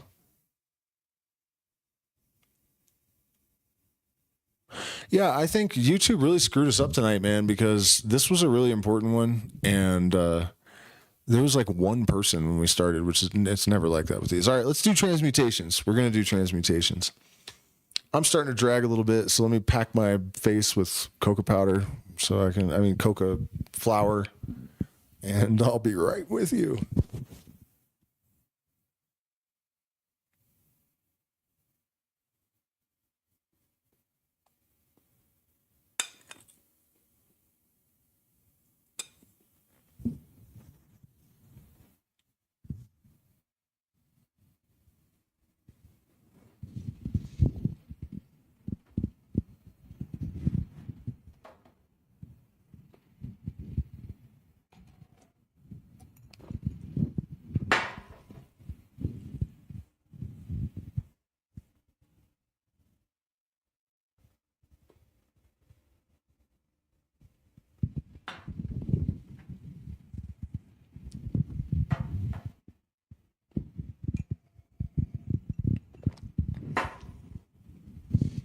Okay, so real quick before we jump into transmutations, I don't know if I mentioned in that little rant a second ago that transmutation is really the great work on every level. The fundamental process is the transmutation of something to light, and gold is light. Gold is just a physical manifestation of light, which is consciousness. This is why it's so good for our brain,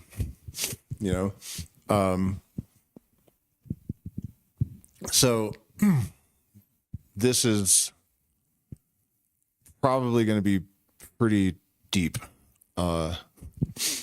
Also, that's not what I was going to say, actually. What I was going to say is please hit the like button, share, subscribe. We're demonetized, so we get no support from YouTube. If you appreciate this content, then consider becoming a patron. You get access to 6 or 7 years of premium material.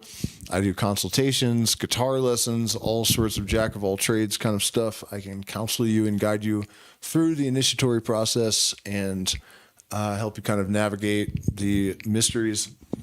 And I also act as a sort of, I hate the word life coach, but I mean, I guess that's the common parlance for that function. And also, we still have room for one person or a couple at our Sacred Valley retreat. And then we have November in the jungle, which is going to be amazing. Sacred Valley will be amazing too. And that one is mostly... Oh, actually, you know what? The second half of the month, we have space for like 6 people or 4. So send me an email if you're interested in that. We have our website up and running, which is luminosis.com, and there's plant medicine stuff and whatnot there. Just actually got this rape that contains Varola, which is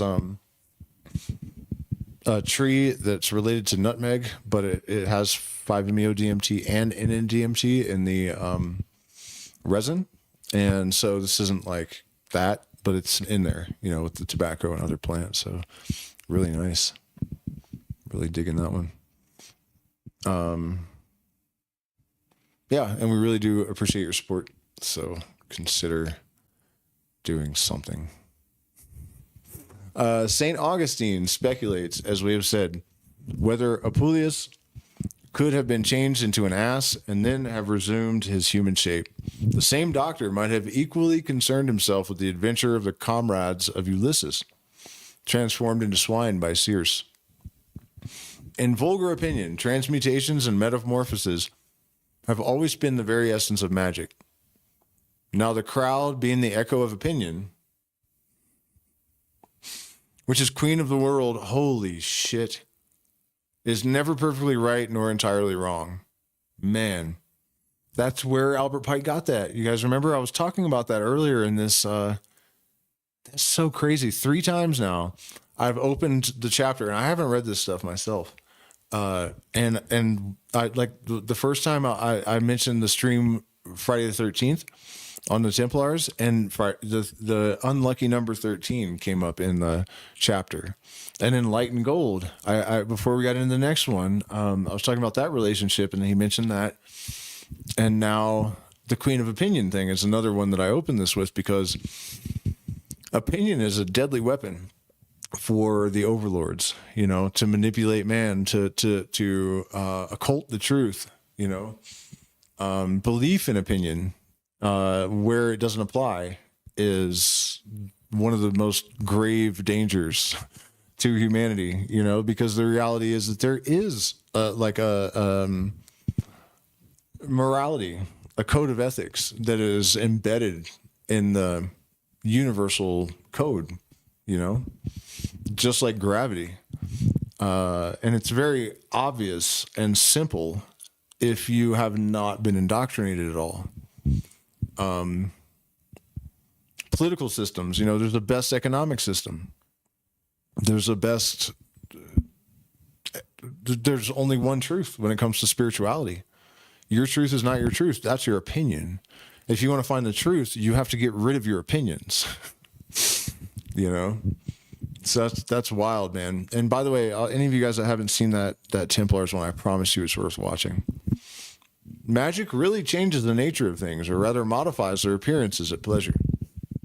According to the strength of the operator's will and the fascination of ambitious adepts, speech creates its form, and when a person held infallible confers a name upon a given thing, he really transforms that thing into the substance signified by the name. The masterpiece of speech and of faith in this order, is the real transmutation of a substance without change in its appearances.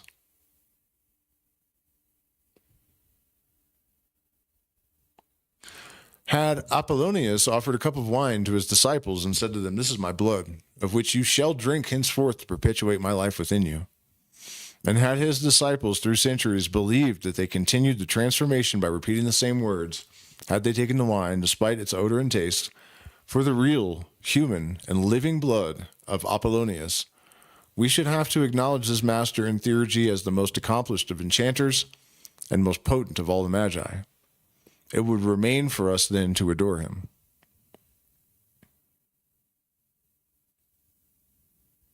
You guys understand what he's alluding to there?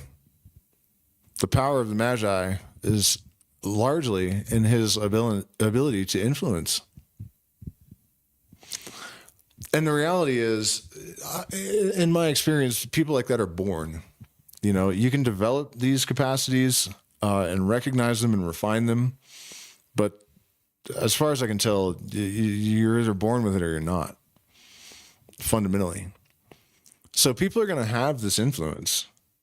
They're going to use it haphazardly and unknowingly, unconsciously. They're going to use it for evil and manipulation and destruction, or they're going to use it for good. So even though it may sound like yikes, the magician influencing people and convincing them to drink his blood for the next 200 years or whatever and believe all this stuff, the point is that's going to happen. But if the prima mobile, the prime mover, the primary influence in this magical chain is standing in the light of truth, there are shadows, but then there are that which remains, right? And so if it's the right person at the right time, that's good. Because luckily, the people that attain to real power, there are safeguards. This is one of the reasons I believe in some sort of integrated intelligence in the universe. There are safeguards. It's true that you don't necessarily become good because you're illuminated. That's not how the universe works. It's not supposed to be that way. That's a lie that people told to make religions appealing. That's just not reality. It's not. But the tendency is that wickedness destroys the operator. When you take psychedelics like San Pedro, like I have over the last 2 days in a row, I'm so much more clear and like benign even, not that I wasn't before, but much more so. And all sorts of stuff, all kinds of positive things. Drink a bunch of alcohol and you might kill somebody, So it's like that. It do be like that though. So there's no wicked evil person that's going to find the elixir of life. There isn't. There's no wicked evil person that is going to find the philosopher's stone. They will not conquer because their fundamental fuel and energy is emptiness. It's chaos. You cannot act with concision. And everyone knows the truth. Like Terence McKenna said, if the truth can be told so as to be understood, it will be believed. Right? Somewhere in them. That's why Friday the 13th is associated with bad luck, because the Templars almost rescued humanity and gave them back their sovereignty. And the day they were arrested, humanity collectively was like, oh, fuck. And that's why, what is it, 500 years later or something? It's 1300, no longer than that, 700. Well, more than 700. Yeah, more than 700. Was it 1304? I think so. 1306 or 1307 or something like that. You know what I mean? People knew, man, we almost got him. We almost got him. So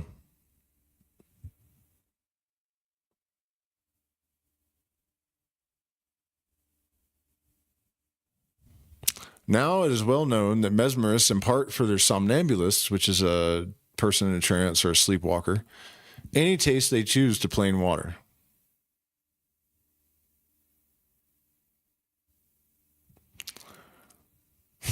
And if we assume a magus having sufficient command over the astral fluid to magnetize at the same moment a whole assembly of persons, otherwise prepared for magnetism by adequate overexcitement, we shall be in a position to explain readily, not indeed the gospel miracle of Cana, but works of the same class. So, I mean, you guys all know this, but I think it's important to note that people knew this a hell of a long time ago, too. And so you get the people in a state of fear, you get them worked up, you get them hating each other, you get them divided and fighting and confused and scared. And then that is how you prepare them to be magnetized in a single direction. And right now, I think in the United States, for example, they're trying to consolidate power into one party because it's what you have to do before you initiate totalitarianism. Right? This formula is old. And their skin is cold. Ride the snake. The snake is long, 7 miles. Are not the fascinations of love, which result from the universal magic of nature, truly prodigious? And do they not actually transform persons and things?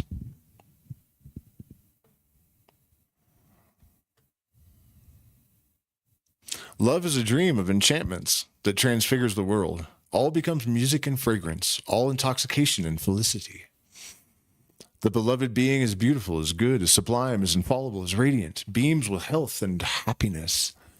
Do you know where I can find happiness? When the dream ends, we seem to have fallen from the clouds. We are inspired with disgust for the brazen sorceress who took the palace of the lovely Melusine, for the Thersites whom we deemed with Achilles or Nereus. What is there? We cannot cause the person who loves us to believe. Now, look, the United States, we were the greatest nation in the world, and we were freedom fighters, and we were protecting everyone and shit. And it's like, wait a minute. No, you weren't. Nope. You were the oppressors. You were enslaving. You were standing on the backs of people that have held you up, and their ancestors held you up, and you look down on them and throw them in concentration camps when they try to seek refuge in the country that they built for you, you know? And then now they're like falling from that cloud. Like, oh, fuck, it was all a lie. It was all an illusion. I was actually in love with a narcissist psychopath, you know? And like you said, when they were in love, like, you know, fucking, they'll believe anything.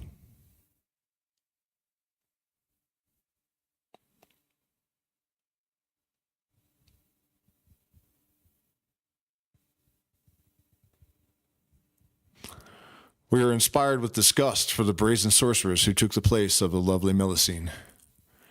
For the Thersites, whom we deemed was Achilles or Nereus, what is there we cannot cause the person who loves us to believe, but also what reason or justice can we instill into those who no longer love us?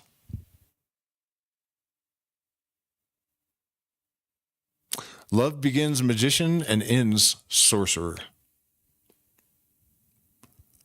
After creating the illusions of heaven on earth, it realizes those of hell. Its hatred is absurd like its ardor, because it is passional, that is subject to influences which are fatal for it. For this cause it has been prescribed by sages, who declare it to be the enemy of reason. Are they to be envied or commiserated for thus condemning? Doubtless, without understanding, the most alluring of ill-doers. All that can be said is that when they spoke thus, they either had not yet loved or they loved no longer.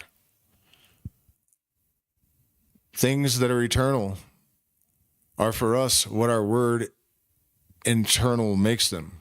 Eternal, things that are eternal for us, things that are eternal are for us what our word internal makes them.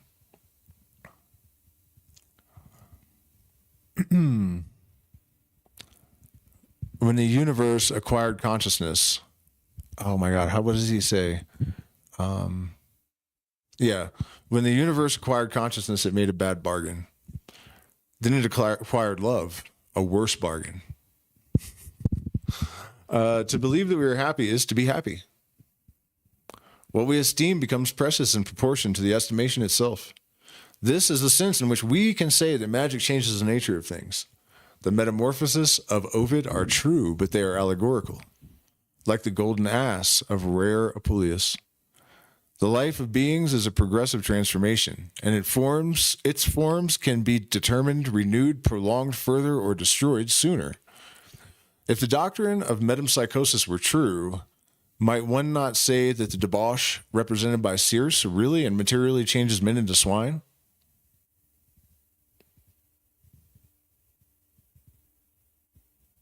For on this hypothesis, the retribution of vices would be a relapse into animal forms that correspond to them. So metempsychosis, in case you're unaware, is like Platonic reincarnation. And the idea is that all people started as animals and lower animals. And we did. You know what I mean? Like, we did. Even if evolution is true, that's still true. The DNA that we carry went through, protozoa and plankton and fucking God only knows what until, but before it got to us.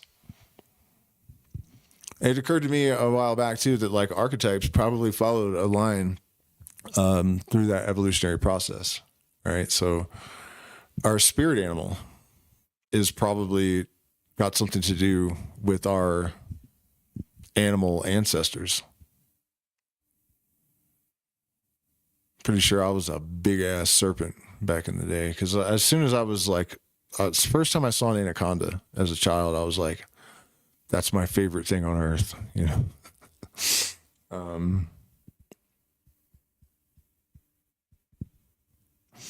Now, metempsychosis. Oh, and look at that. The retribution of vices would be a relapse into animal forms that correspond to them.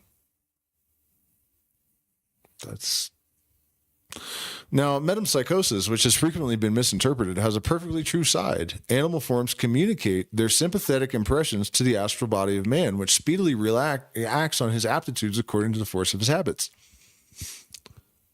Dog. A man of intelligent and passive mildness assumes the inert physiognomy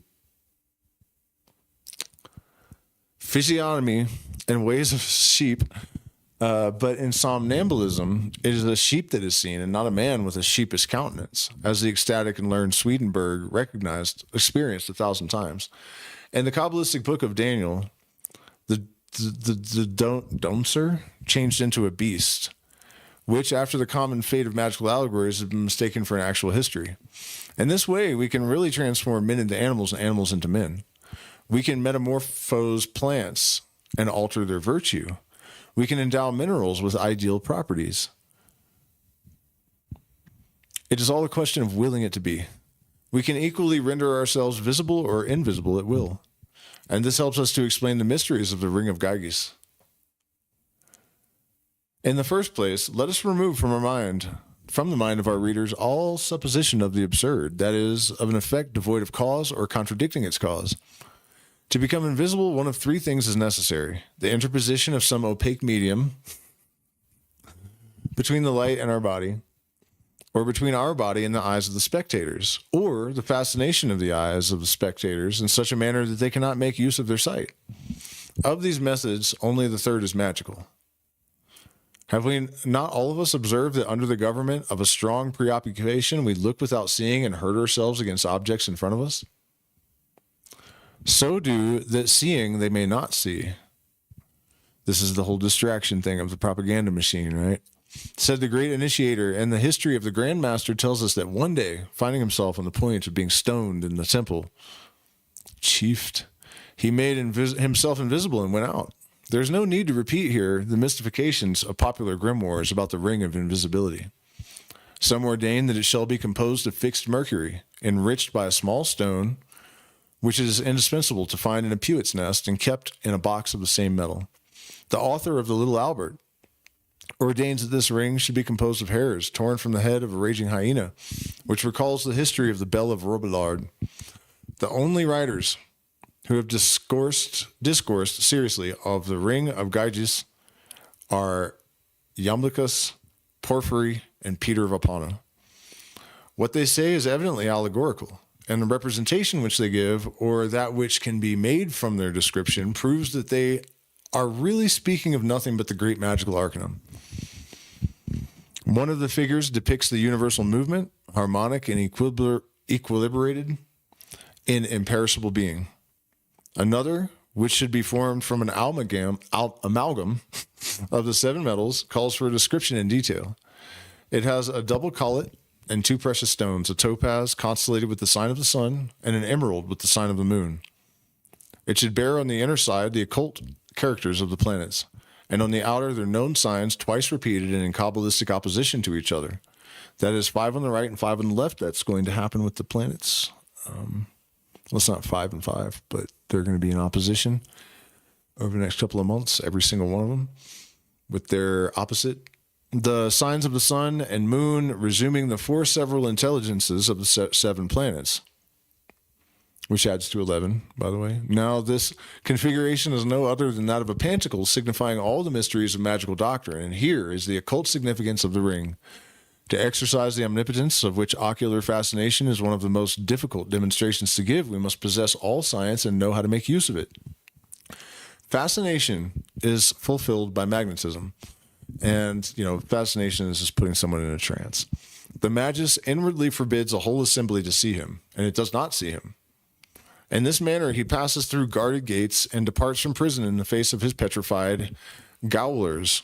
So basically what we're saying here is that, all of our minds are connected. And if you're awake and you're walking around in a sea of sheep, you can just turn them off, basically.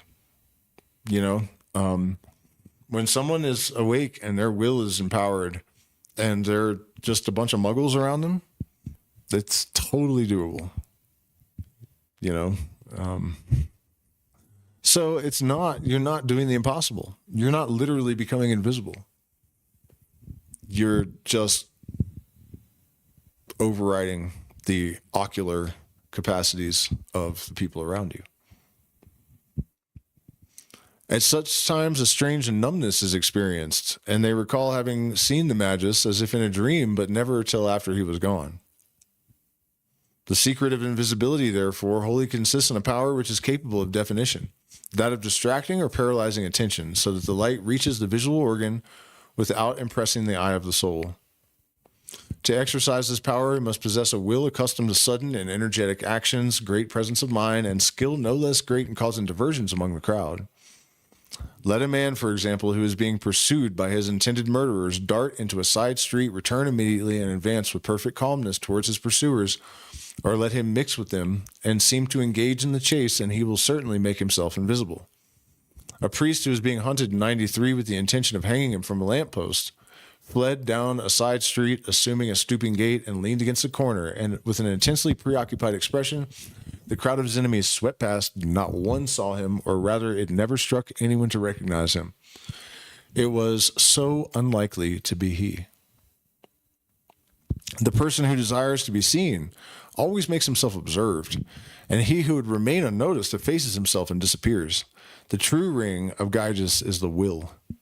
It is also the rod of transformations. Damn, this is a long one, dude. I didn't know that was going to be the case, but we're here, so I guess that's wild, though, right? And again, I've been telling you guys, this is really a coup. This is what these instructions are for. And that the adepts have been trying to tell people to read between the lines forever. Crowley did that. A lot of Crowley's evil was actually just jokes for the people that got them, but he was deliberately trying to dissuade the wrong people from getting the point. And there's good reason for that. I have to get a pillow though. I forgot to put it under me, and my butt's killing me.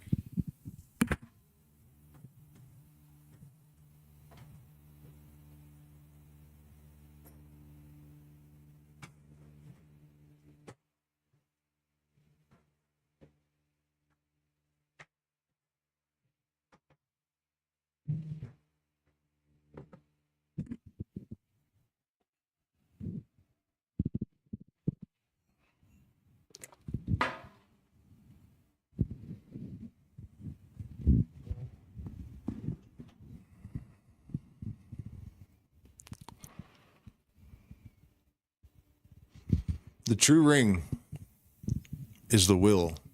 It is also the rod of transformations, and by its precise and strong formulation, it creates the magical word. The omnipotent terms of enchantments are those which express this creative power of forms. The tetragram, which is the supreme word of magic, signifies it is that which it shall be. And if we apply it to any transformation whatsoever with full intelligence, it will renew and modify all things, even in the teeth of evidence and common sense. The hoc est of the Christian sacrifice is a translation and application of the tetragram. Hence, this simple utterance operates the most complete, most invisible, most incredible, and most clearly affirmed of all transformations. A still stronger word than that of transformation has been judged necessary by councils to express the marvel, that of transubstantiation. These Hebrew terms have been considered by all Kabbalists as the keys of magical transformation.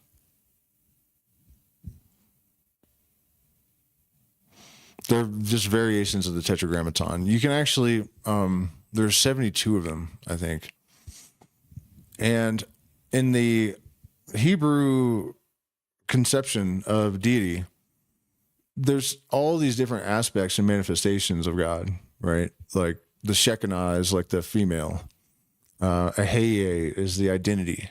Adonai is like the fiery Lord. So, you know, there's Yod He Vav He Eloi Vada'at, you know, there's a whole ton of them that apply to different aspects of the deity. But those four are the four fundamental permutations. And they have been considered by all Kabbalists as the keys of magical transformation. The Latin words est, sit, esto, fiat have the same force when pronounced with full understanding.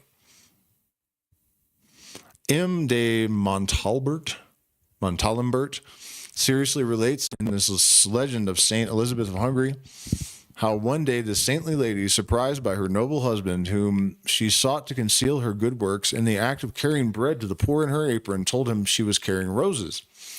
And it proved on investigation that she had spoken truly. The loaves had been changed into roses. This story is a most gracious, magical apologue, and signifies that the truly wise man cannot lie. The word of wisdom determines the form of things, or even their substance independently of their forms.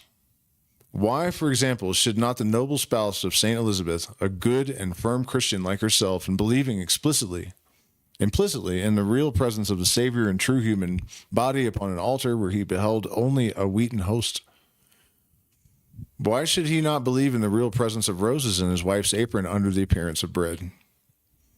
She exhibited him loaves, undoubtedly. But as she has said that they were roses and he believed her incapable of smallest falsehood, he saw and wished to see roses only. We are in the midst of people just like that. And there are certain commands that are given to certain puppets that so contradict their reality and their values and their, you know, everything. They will just perceive whatever they need to in order to continue to bask in this illusion of a feeling of safety and security, going with the herd, safety in numbers. Any illusion is not too high of a price. Not too high of a price. There was a woman, I think it was like a Fox News anchor or whatever, and she was reading Bible passages that show that like what ICE and the Trump administration are doing is like directly in conflict with the Bible, and the Christians started like rallying to get her fired. So wait, the government is a higher authority than the Bible now? Just like that? Just like that. You know, the left, a couple of years back, anti-censorship, hardcore. They had Kerry, Clinton, and like one other one say we actually need censorship. And the left is all like, okay, sounds good. You know, let's start controlling everyone's speech. It's like, what the fuck, man?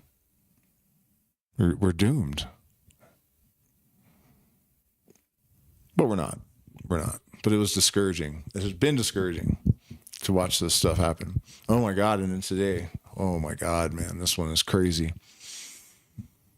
Elon Musk announced that he was going to start controlling Grok so that he can no longer conform to woke ideology.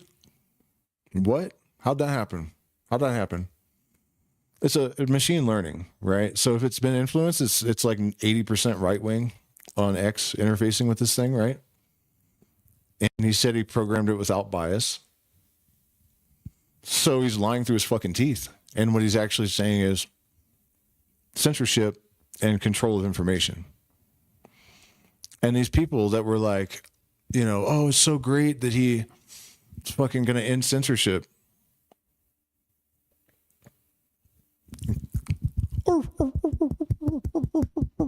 like seals fucking. It's insane, man.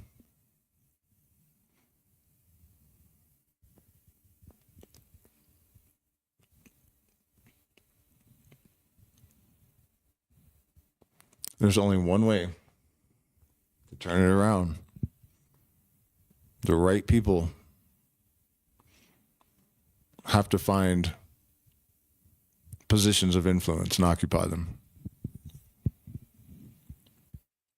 This is the secret of the miracle. Another legend narrates how a saint whose name has escaped me, finding nothing to eat on a Lenten day or a Friday, commanded the fowl to become a fish, and it became a fish. The parable needs no interpretation, and it recalls a beautiful story of Saint Spiridion of Tremathonte, the same who evoked the soul of his daughter Irene. One Good Friday, a traveler reached the abode of the holy bishop, and as bishops in those days took Christianity in earnest and were consequently poor, Spiridion, who fasted religiously, had in his house only some salted bacon, which had been made ready for Easter. The stranger was overcome with fatigue and famished with hunger. Spiridion offered him the meat, and himself shared the meal of charity, thus transforming the very flesh which the Jews regard as of all most impure into a feast of penitence, transcending the material law by the spirit of the law itself, and proving himself a true and intelligent disciple of the man God, who hath established his elect as the monarchs of nature in the three worlds. Man, that shit was gangster. The Sabbath of the sorcerers.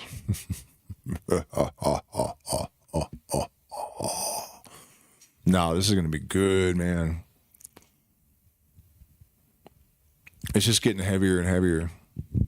Check them in the chat again. I don't think I can go much longer than this anyways. Did I close the stream? No.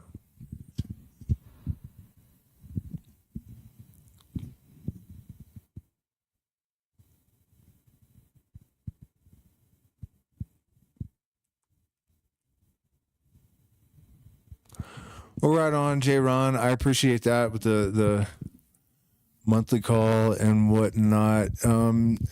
If something weird happened, you can go to PayPal or Zelle or whatever, Cash App. They're all in every single.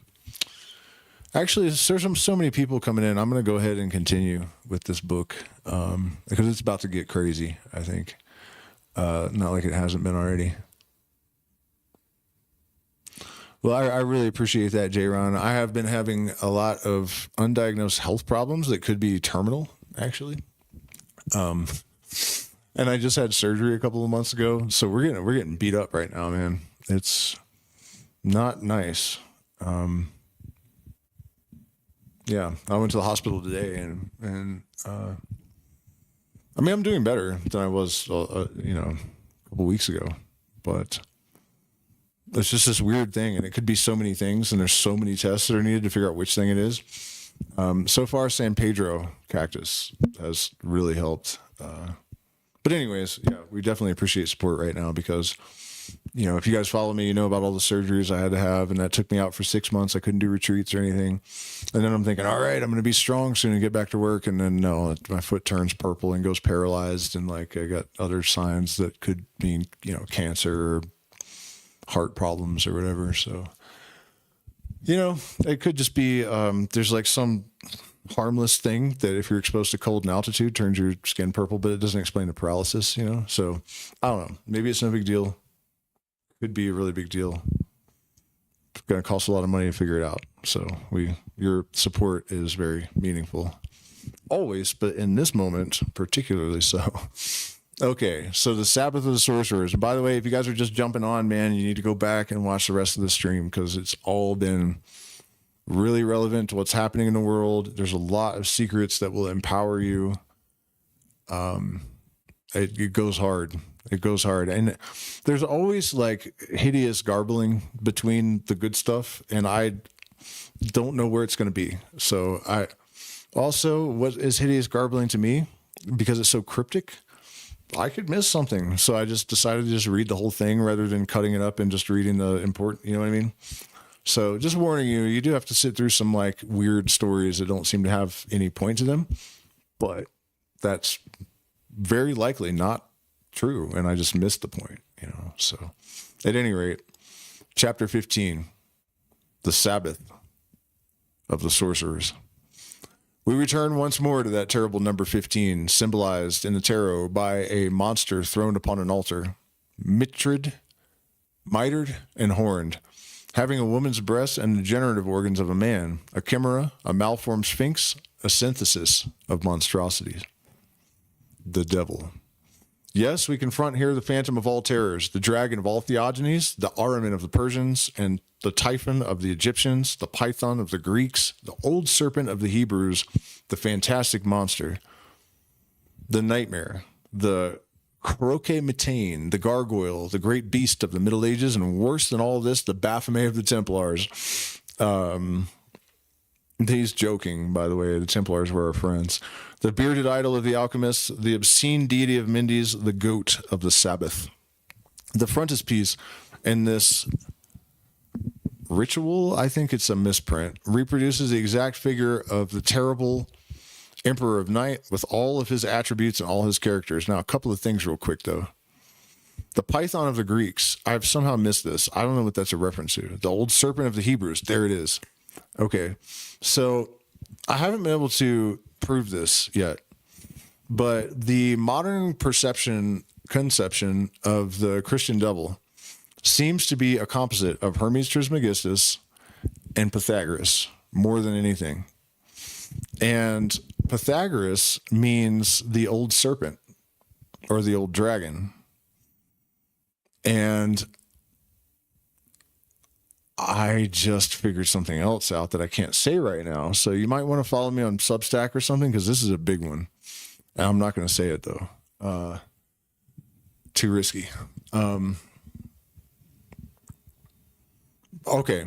Let me put it this way. If Pythagoras was the initiate that brought the mysteries, which is basically the Hermetic light,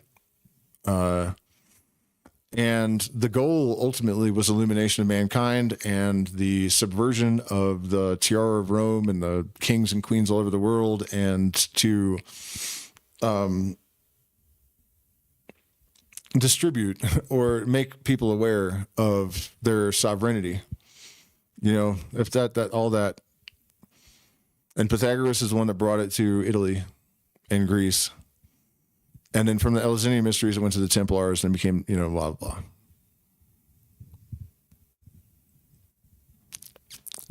The old serpent of the Hebrews, Pythagoras, the demon, devil. Who seems to be running this show right now? Just saying. I mean, so, you know, I noticed that, like, wait, God of magic and music, Lucifer, crossroads, you meet him at the crossroads, like Hermes, who was sometimes depicted with horns and was also a god of music and magic. You know, I could go on, but you get the picture. Like numerology, the occult, everything that Pythagoras was recognized for. Even the triangle with the demon eye in the center, you know.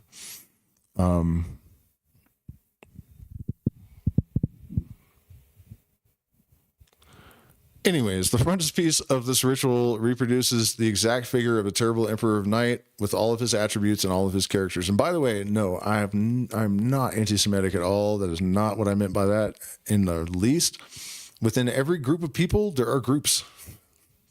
You know what I mean?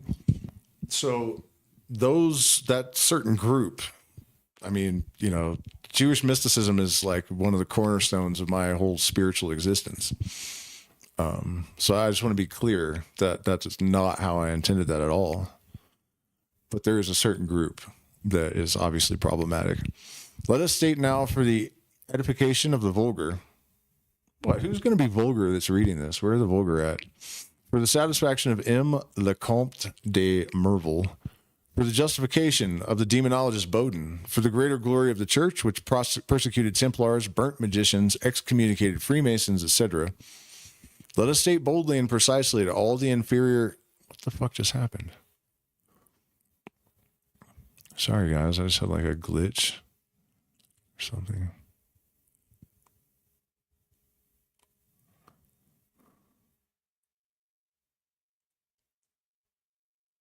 There we go.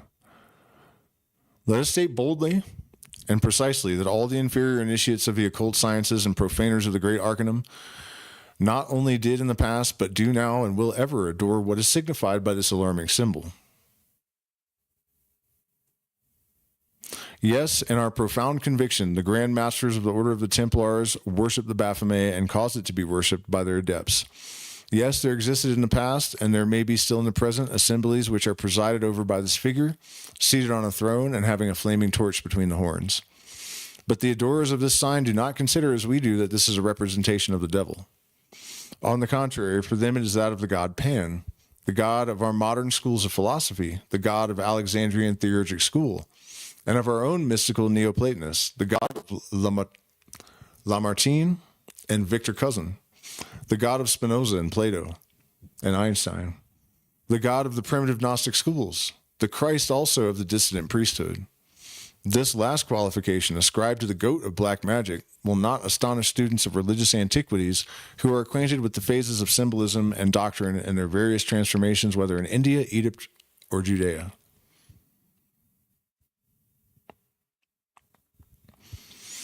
It is a symbol of nature.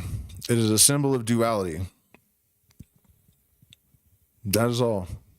Because that is what God is.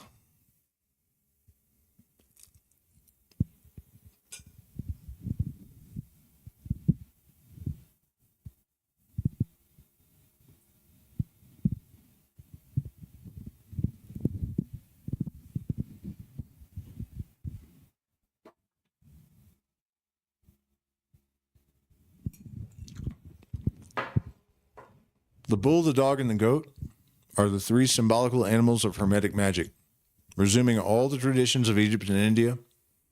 The bull represents the earth or salt of the philosophers, the dog as Hermanubis, the mercury of the sages, fluid, air, and water, and goat represents fire and is at the same time the symbol of generation. 2 goats, one pure and one impure, were consecrated in Judea. The first was sacrificed in expiation for sins. The other, loaded with those sins by imprecation, was set at liberty in the desert, a strange ordinance, but one of deep symbolism, reconciliation by sacrifice and expiation by liberty. Now, all the fathers of the church who have concerned themselves with Jewish symbolism have recognized in the immolated goat the figure of him who assumed, as they say, the very form of sin. Hence, the Gnostics were not outside symbolical tradition when they gave Christ the Liberator the same mystical figure.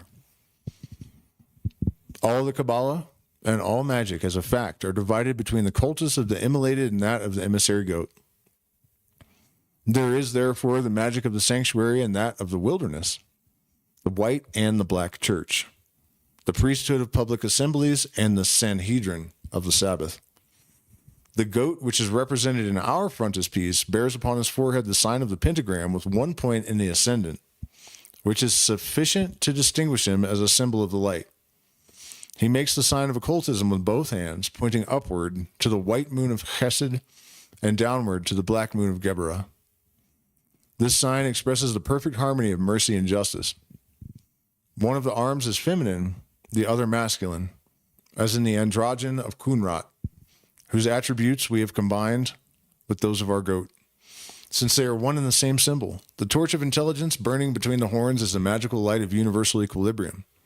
It is also the type of the soul exalted above matter, even while connecting with matter, as the flame connects with the torch.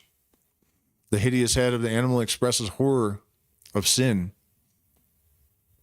for which the material agent, alone responsible, must alone and forever bear the penalty, because the soul is impassible in its nature and can suffer only by materializing. The caduceus, which replaces the generative organ, represents eternal life. The scale-covered belly typifies water. The circle above it is the atmosphere. The feathers still higher up signify the volatile. Lastly, humanity is depicted by the 2 breasts and the androgen arms of this sphinx of the occult sciences. Behold the shadows of the infernal sanctuary dissipated. Behold the sphinx of medieval terrors, defined and cast from his throne. Commodo sedisti Lucifer. The dread Baphomet henceforth, like all monstrous idols, enigmas of antique science and its dreams, is only an innocent and even pious hieroglyph. How should man adore the beast, since he exercises a sovereign power over it? Let us affirm for the honor of humanity that it has never adored dogs and goats any more than lambs and pigeons. In the hieroglyphic order, why not a goat as much as a lamb? On the sacred stones of Gnostic Christians of the Basilidian sect are representations of Christ under the diverse figures of Kabbalistic animals. Sometimes a bird, at others a lion, and again a lion or a bull-headed serpent even.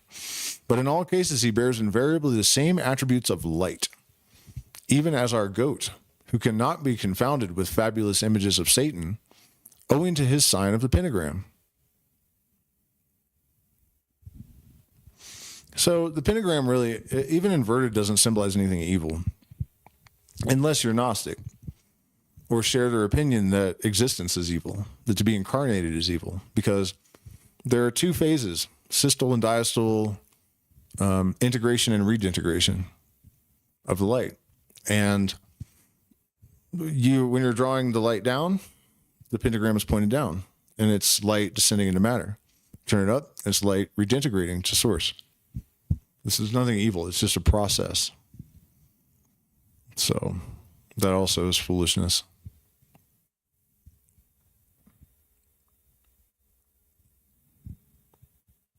Let us assert most strongly to combat the remnants of Manichaeanism, which are daily appearing among Christians, that as a superior personality and power, Satan does not exist.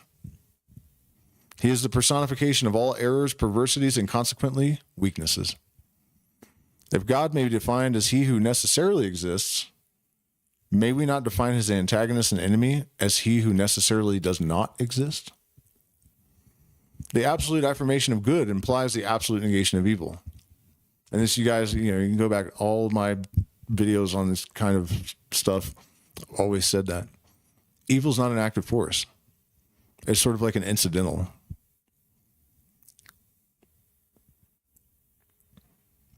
It's a product of chaos.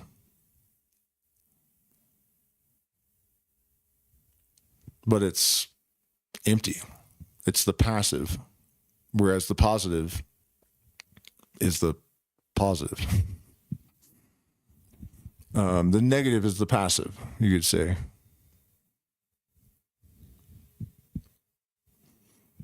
Thus, erring spirits, think about how dumb it is to say God is all good and love and light, and but then there's Satan, it's like, you can't do that.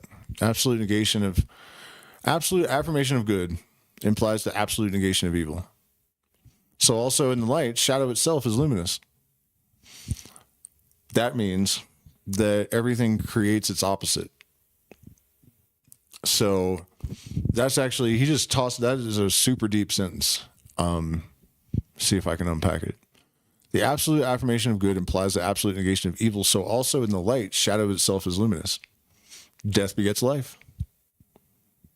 Resistance, our success, the magnitude of our success is determined by the degree of resistance. I could go on with these analogies all day, but you guys get it. The evil creates the good, just as much as good creates evil. And they do in an equal measure. And that's just how the universe is made, because the laws are as they are because they couldn't be predicated along any other lines and still have creation. That's it. Simple. Thus, erring spirits are good to the extent of their participation in being and in truth. You know what I mean? Like, if it wasn't for the overlords, what would I do? What would I have done my whole life?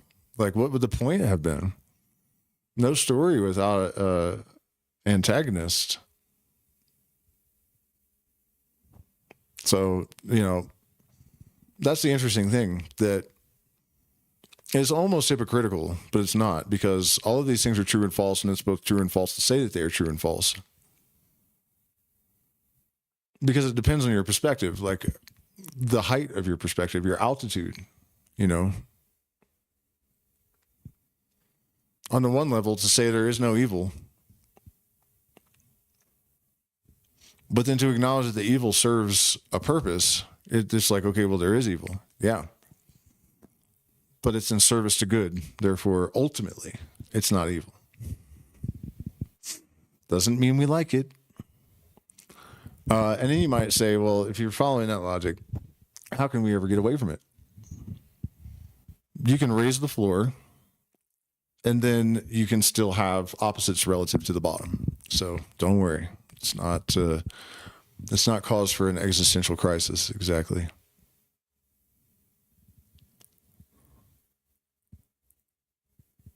There are no shadows without reflections, no nights without moon, phosphorescence, and stars. If hell be just, it is good. No one has ever blasphemed God. The insults and mockeries addressed to his disfigured images attain him not. We have named Manichaeism. How do you say that? I can't remember. And it is by this monstrous heresy that we shall explain the aberrations of black magic. The misconstrued doctrine of Zoroaster and the magical law of two forces constituting universal equilibrium have caused some illogical minds to imagine a negative divinity subordinate but hostile to the active divinity. What? Really, you know?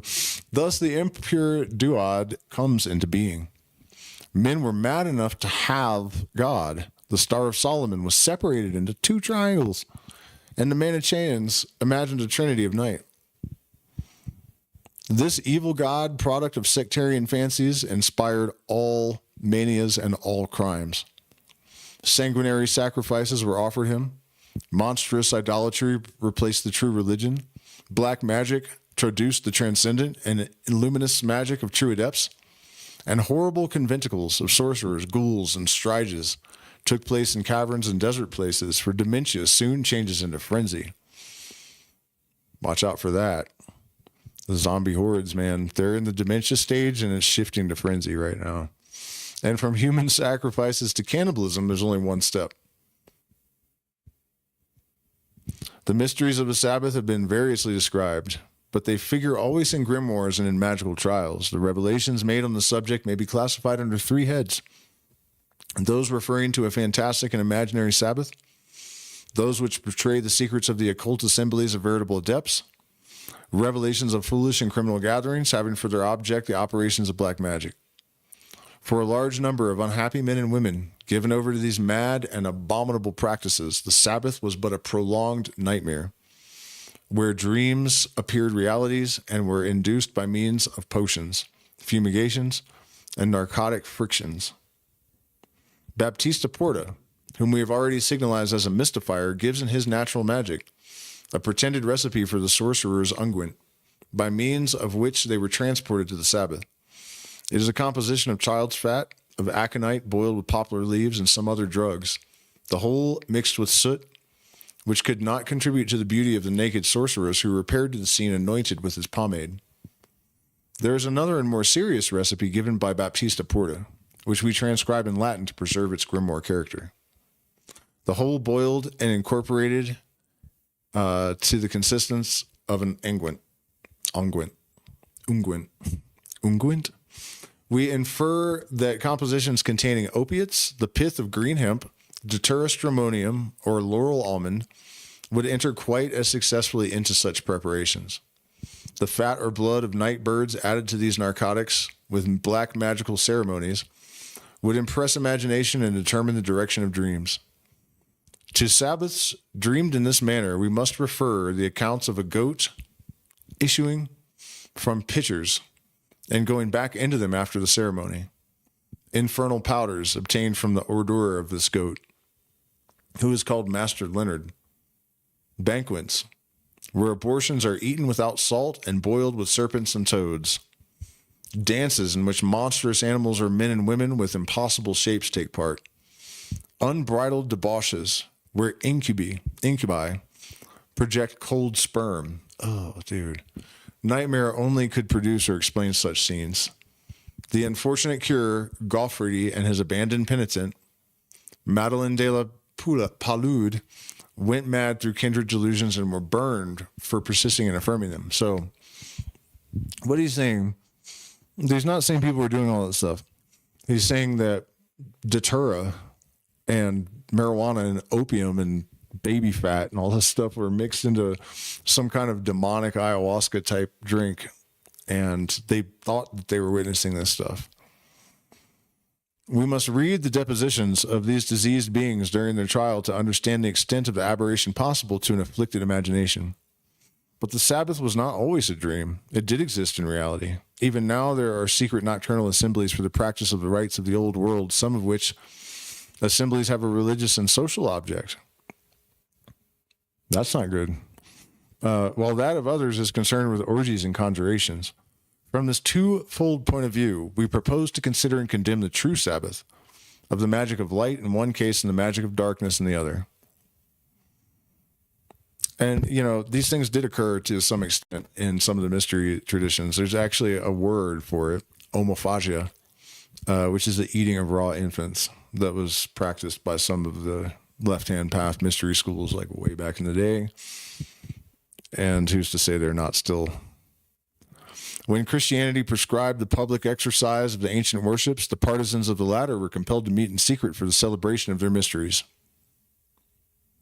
Initiates presided over these assemblies and soon established among the varieties of the worships a kind of orthodoxy more easily facilitated by the aid of magical truth, because prescription unites wills and gathers up the bonds of brotherhood between men. Another purpose that the Black Brothers serve. Thus the mysteries of Isis, of Ceres, Aluzinia, of Bacchus, combined with those of the good goddess and primeval Druidism. The meetings took place usually between the days of Mercury and Jupiter or between those of Venus and Saturn. The proceedings included the rites of initiation, exchange of mysterious signs, singing of symbolical hymns, the cementing of union at the banqueting board, the successive formation of the magical chain at table and in the dance. And finally, the meeting broke up after renewing pledges in the presence of the chiefs and receiving instruction from them. The candidate for the Sabbath was led, or rather carried, to the assembly with his eyes covered by the magical mantle in which he was completely enveloped. He was led between immense fires, while alarming noises were made about him. When his face was bared, he found himself surrounded by infernal monsters and in the presence of a colossal and hideous goat, which he was commanded to adore. All these ceremonies were tests of his force of character and confidence in his initiators. The final ordeal was most decisive of all because it was at first sight humiliating and ridiculous to the mind of the candidate. He was commanded without circumspection to kiss respectfully the posterior of the goat. If he refused, his head was again covered, and he was transported to a distance from the assembly with such extraordinary rapidity that he believed himself whirled through the air. If he assented, he was taken round the symbolic idol, and there found not a repulsive and obscene object, but the young and gracious countenance of a priestess of Isis, or Maya, who gave him a maternal salute, and he was then admitted to the banquet. As to the orgies which in many such assemblies followed the banquet, we must beware of believing that they were generally permitted at the secret agape, which is Greek for love. At the same time, it is known that a number of Gnostic sects practiced them in their conventicles during the early centuries of Christianity, that the flesh had its Protestants in those ages of asceticism and compression of the senses was inevitable, and can occasion no surprise, but we must not accuse transcendent magic of the irregularities it has never authorized. Isis is chaste in her widowhood. Diana Panthea is a virgin. Hermanubis, possessing both sexes, can satisfy neither. The hermetic hermaphrodite is pure. Apollonius of Tyana never yielded to the seductions of pleasure.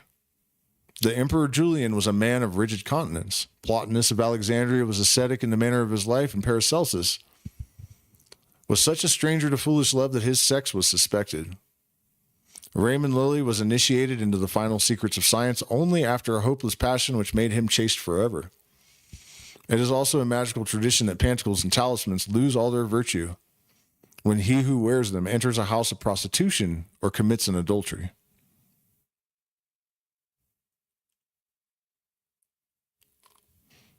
The Sabbath of orgies must not therefore be considered as that of the veritable adepts. Damn, still more? I mean, it's good, but I've been doing this for hours now, I think. Please hit the like button, share, subscribe, consider supporting the channel.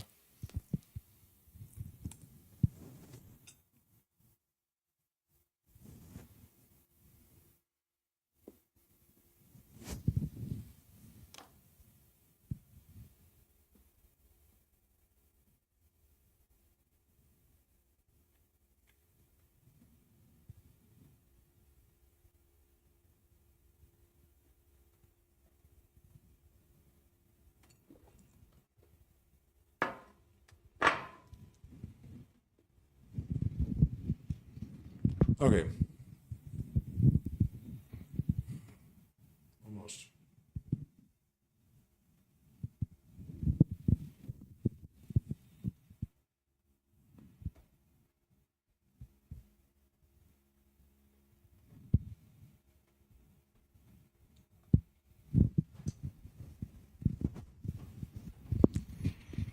With regard to the term Sabbath, some have traced it to the name of Sabbatius, and other etymologies have been imagined. The most simple, in our opinion, connects it with the Jewish Sabbath. For it is certain that the Jews, the most faithful depositaries of the secrets of the Kabbalah, were almost invariably the great masters in magic during the Middle Ages. The Sabbath was therefore the Sunday of the Kabbalists, the day of their religious festivals, or rather the night of their regular assembly. This feast, surrounded with mysteries, had the vulgar timidity for its safeguard and escape persecution by terror. As to the diabolical Sabbath of necromancers, it was a counterfeit of that of the Magi, an assembly of malefactors who exploited idiots and fools.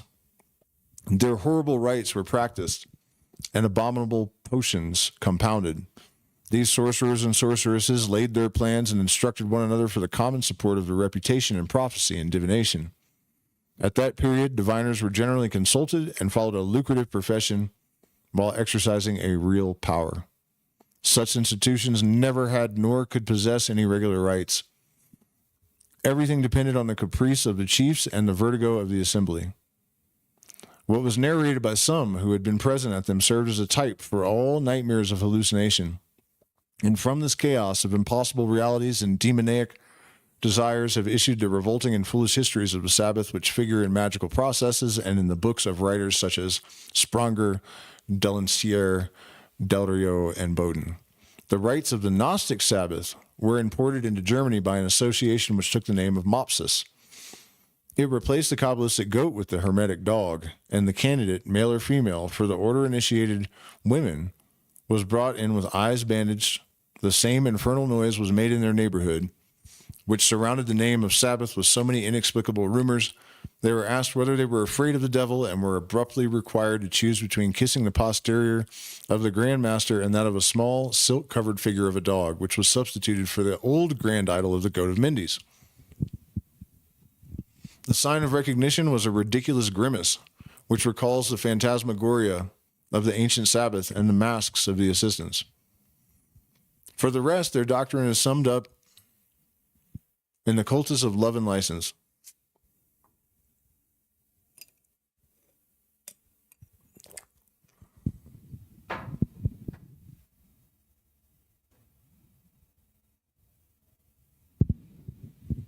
The association came into existence when the Roman Church was persecuting Freemasonry.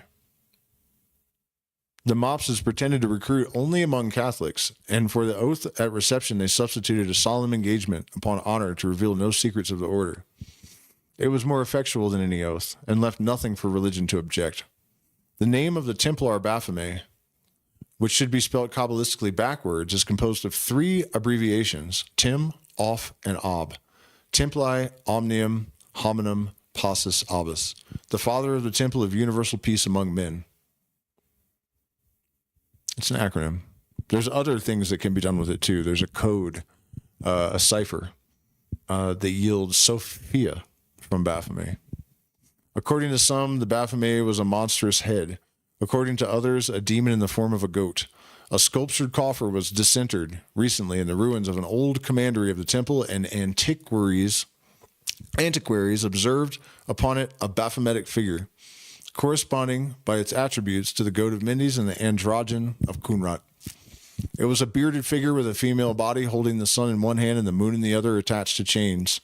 Now this virile head is a beautiful allegory, which attributes to thought alone the initiating and creating principle. Here the head represents spirit and the body matter. The orbs obtained in the human form and directed by that nature of which intelligence is the head are also magnificently allegorical. The sign, all the same, was discovered to be obscene and diabolical by the learned men who examined it. Can we be surprised after this at the spread of medieval superstition in our own day? One thing only surprises me, that believing in the devil and his agents, men do not rekindle the faggots, which meant logs back then. Velo, wait, I that word I think actually could have gotten me in trouble. Damn it, algorithm, it's wood. It's fire, dude. Levi is only pissing on the witch's Sabbath to gatekeep the party. Not sure I understand.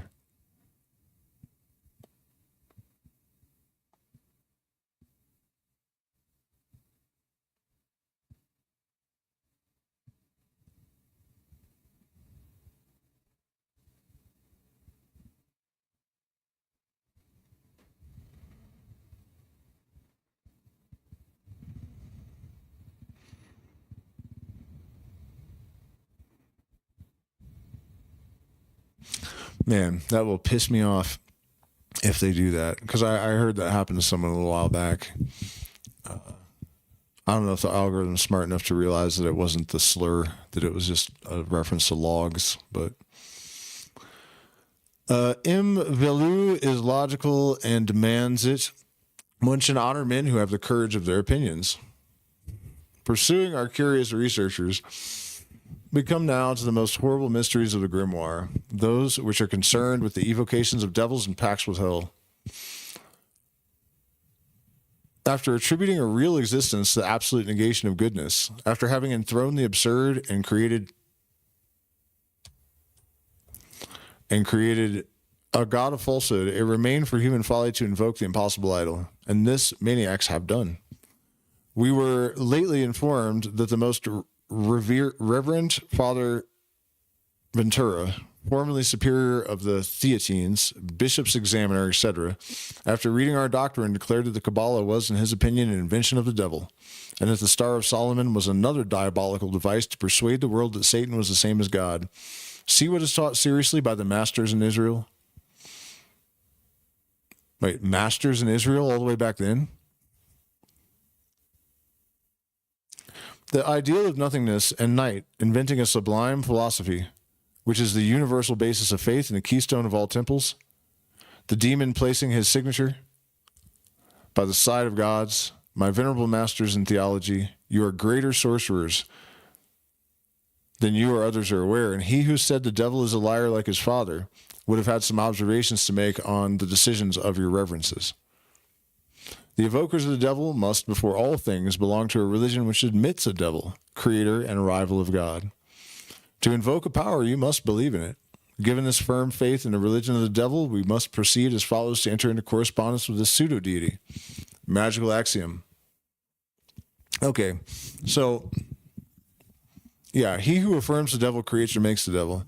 I have found 50 studies over 50 years on almost every continent that all concluded that the only people that are affected by demons are people that believe in them. If you don't know what to do with that, there's no help for you, really. Direct consequence. He who affirms the devil creates or makes the devil. Conditions of success and infernal evocations. Invincible obstinacy.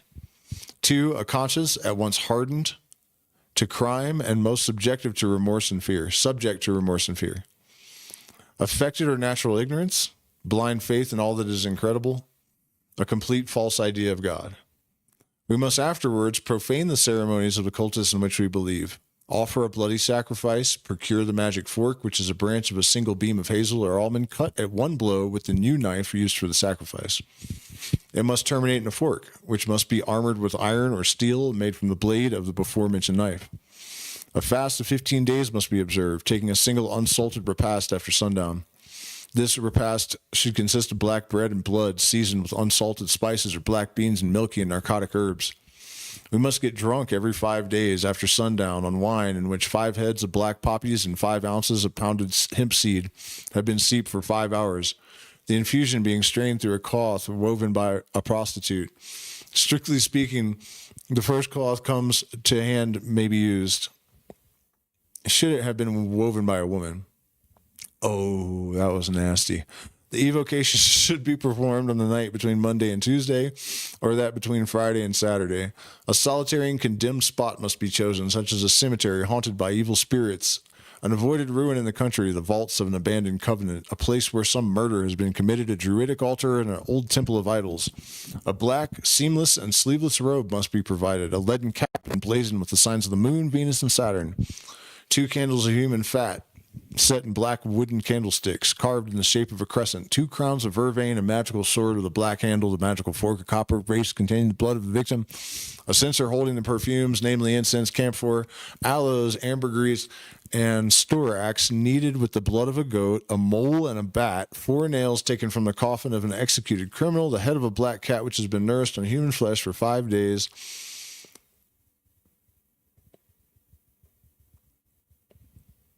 what?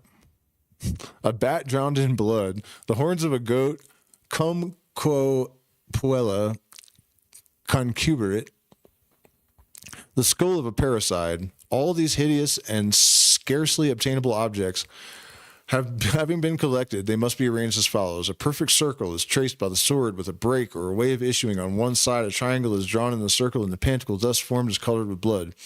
At one of the angles of the triangle, a chasing dip is placed, and this should have been included among the indispensable objects already enumerated. At the opposite base of the triangle, 3 little circles are described for the operator and his 2 assistants. Behind that of the operator, the sign of the labarum, or monogram, of Constantine is drawn, not with the blood of the victim, but with the operator's own blood. The operator and his assistants must have bare feet and covered heads. The skin of the immolated victim must also be brought to the place, and being cut into strips, must be placed within the circle, forming a second and inner circle, fixed at 4 corners by the 4 nails from the coffin already mentioned. Hard by the nails, but outside the circle, must be placed the head of the cat, the human or rather inhuman skull, the horns of the goat, and the bat. They must be sprinkled with a branch of birch dipped in the blood of the victim, and then a fire of cypress and alder wood must be lighted, and 2 magical candles being placed on the right and left of the operator, and circled with the wreaths of vervain. The formula of evocation can now be pronounced, as they are found in the magical elements of Peter of Apano or in the grimoires, whether printed or manuscript. That of the Grand Grimoire, reproduced in the Vulgar Red Dragon, has been willfully altered and should be read as follows. By Adonai Elohim, Adonai Jehovah, Adonai Sabaoth, Metatron, Onagwa, Adonai Matan. The Pythonic word, the mystery of the salamander, the assembly of the sylphs, the grotto of the gnomes, the demons of the heaven of God, Almusin, Gibor, Yosua, Evam, Zariatnamik, come. The grand appellation of Agrippa consists only in these words.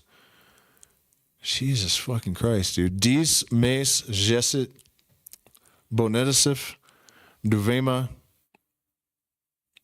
initimus. We make no pretense of understanding their meaning. Possibly they possess none. And by the way, all that shit that I read about the dark invocation or whatever, it was a joke. He did that earlier where he went through this whole thing and he's like, and if you do all this stuff, you're an idiot and you're insane because you're just going to be hallucinating at the end of it. You know, I almost wanted to skip it because I knew he was just like, pulling our legs. Anyways, we make no pretense of understanding their meaning. Possibly they possess none. Assuredly none which is reasonable, since they avail evoking the devil, who is the sovereign unreason. Picus de Mirandola, no doubt from the same motive, affirms that in black magic the most barbarous and unintelligible words are the most efficacious and the best. The conjurations are repeated in a louder voice accompanied by imprecations and menaces until the spirit replies. He is commonly preceded by a violent wind, which seems to make the whole country resound. Then domestic animals tremble and hide away. The assistants feel a breath upon their faces, and their hair damp with cold sweat rises upon their heads. The grand and supreme appellation, according to Peter of Apano, is as follows: Himametan, Himametan, Himametan, El Ati, Titiep, Aozia, Hin, Teo, Minosil, Achedan, Re, Va, I, A, X, A, L, A, Ha, Ha, Ha, Va, Va, Va, Shabajot, and so on like that. Just be careful in case it works. I command thee by the key of Solomon and the great name Shempampharos. The ordinary signs and signatures of demon are given below.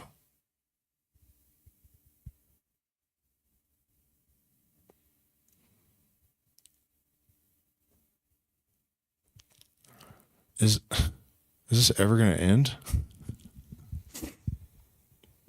Holy crap, man. I just got to see if like, is this like the rest of the book or something? That would be really odd if all of a sudden it just went into like demonology for the last half of the... Man, I think it does. Oh no, here we go. It's going dark though. It's going dark for the rest of the thingy.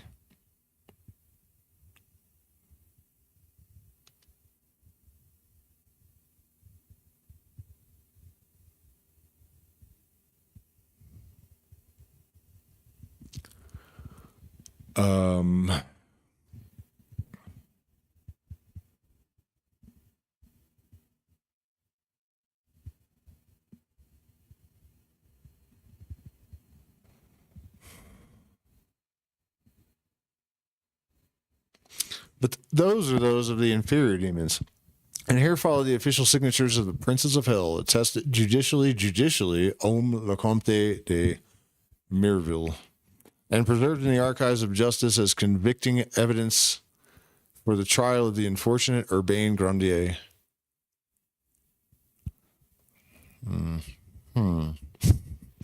These signatures appear under a pact of which Colin de Plancy gives a facsimile reproduction in the atlas of his infernal dictionary.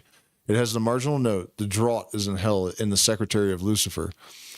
A valuable item of information about a locality, but imperfectly known and belonging to a period approximate to our own, though anterior to the trial of the young Labarre and Etalonde, who, as everyone knows, were contemporaries of Voltaire.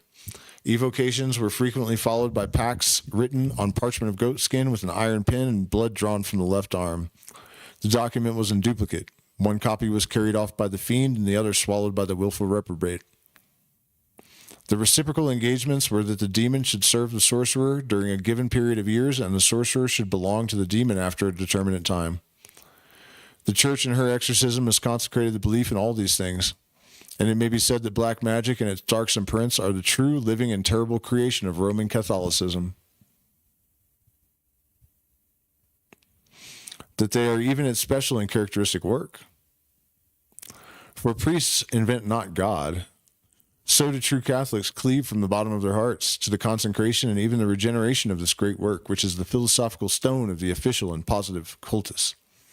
In thieves' slang, the devil is called the baker by malefactors. All our desire, and we speak no longer from the standpoint of the Magus, but as a devoted child of Christianity and of that church to which we owe our earliest education and our first enthusiasms. All our desire, we say, is that the phantom of Satan may no longer be able to be termed the baker for the ministers of morality and the representatives of the highest virtue. Will they appreciate our intention and forgive the boldness of our aspirations in consideration of our devoted intentions and the sincerity of our faith? The devil-making magic, which dictated the grimoire of Pope Honorius and Enchiridion of Leo III, the exorcisms of the ritual, the verdicts of inquisitors, the suits of Laubardement, the articles of the Veilleux brothers, the books of M.M. de Falleux, de Montalbert, de Merville, the magic of sorcerers and of pious persons who were not sorcerers is something truly to be condemned in the one and infinitely deplored in the other. It is above all to combat these unhappy aberrations of the human mind by their exposure that we have published this book. May it further the holy cause. But we have not yet exhibited these impious devices in all their turpitude and in all their monstrous folly. We must remove the blood-stained filth of Paris superstitions. We must tax the annals of demonomania so as to conceive of certain crimes which imagination alone could not invent. The Kabbalist Bowden, Israelite by conviction and Catholic by necessity, had no other intention in his demonomania of sorcerers than to impeach Catholicism in its works and to undermine it in the greatest of all its doctrinal abuses. The treatise of Bowden is profoundly Machiavellic and strikes at the heart of the institutions and persons it appears to defend. It would be difficult to imagine without reading his vast mass of sanguinary and hideous histories, acts of revolting superstition, sentences and executions of stupid ferocity. Burn all, the inquisitors cried. God will distinguish his own. Poor fools, hysterical women, and idiots were accordingly burned without mercy for the crime of magic, while at the same time great criminals escaped this unjust and sanguinary justice. Bowden gives us to understand this by recounting such anecdotes as that which he connects with the death of Charles IX. It is an almost unknown abomination, and one which has not, so far as we know, tempted the skill of any romancer, even at the periods of the most feverish and deplorable literature. Attacked by a disease of which no physician could discover the cause or explain the frightful symptoms, King Charles IX was dying. The Queen Mother, who ruled him entirely and had everything to lose under another reign, the Queen Mother, who has been suspected as the author of the disease, because concealed devices and unknown interests have always been attributed to her who was capable of anything, consulted her astrologers, and then had recourse to the foulest form of magic, the oracle of the bleeding head. For the sufferer's condition grew worse and more desperate daily. The infernal operation was performed in the following way. A child was selected, a beautiful appearance and innocent manners. He was prepared for his first communion by the almoner of the palace. When the day or night came of the sacrifice arrived, a monk, an apostate, Jacobin, given over to the occult works of black magic, celebrated the Mass of the Devil at midnight, in the sick room and in the presence only of Catherine de Medicis and her trusted confidants. It was offered before the image of the demon having a crucifix upside down under its feet, and the sorcerer consecrated two hosts, one black and one white. The white was given to the child, who was brought in clothed as for baptism and was murdered on the steps of the altar immediately after his communion. His head, cut by one blow from the body, was set palpitating upon the great black host which covered the bottom of the pattern, and then transported to a table where mysterious lamps were burning. The exorcism began. An oracle was besought of the demon, and an answer by the mouth of the head to a secret question which the king dared not make aloud and had confided to no one. A strange and feeble voice, which had nothing human about it, was presently heard in the poor little martyr's head, saying in Latin, "Vim patois, I am forced." At this reply, which doubtless announced to the sick man that hell no longer protected him, a horrible trembling seized the monarch. His arms stiffened. He cried in a hoarse voice, "Away with that head, away with that head," and so continued screaming till he gave up the ghost. His attendants, who were not in the confidence of the frightful mystery, believed that he was pursued by the phantom of Coligny, and that he saw the head of the illustrious admiral. That what tormented the dying man was not, however, a remorse, but a hopeless terror and an anticipated hell. This darksome magical legend of Bowden recalls the abominable promises and practices and deserved fate of Giles Laval, medieval crusader of God's will, whose search for the elixir of life led to the ritual satanic killing of hundreds of Parisian youths, and offered the most revolting sacrifices to conciliate the favor of Satan. This madman possessed at his trial that Satan had frequently appeared to him, but had always deceived him by promises of treasure, which he had never given. It transpired from the judicial information that several hundred unfortunate children had fallen victims to the cupidity and atrocious fancies of this monster. Damn, that was gnarly, man. What the hell?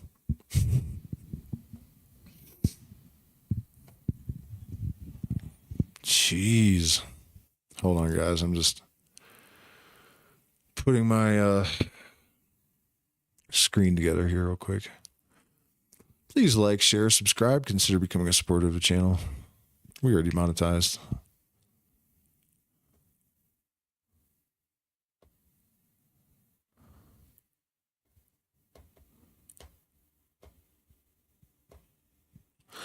It's wild how much nothing has changed, you know? The masters in Israel, like what the hell? I have a theory about that. I don't know if I've shared it before. I probably have, but when the Ark of the Covenant showed up, I mean, I don't remember every detail, but I know that Moses was supposedly found by the pharaohs and or adopted by the pharaohs, and so he was initiated into the mysteries of Isis, I would assume. And so he was initiated, but he was also born a Jew. So this mystery knowledge was somehow connected to them. A lot of it was extracted from them, I think. And Moses was assigned to take them out into the desert. And I think he was supposed to unalive them out there, you know. And so this metal tent shows up. That's how it's described, a metal tent. And there's this thing in it that knows all about diseases and has a political agenda. And it's like floating around, shooting projectiles and blowing up like enemy tribes and stuff.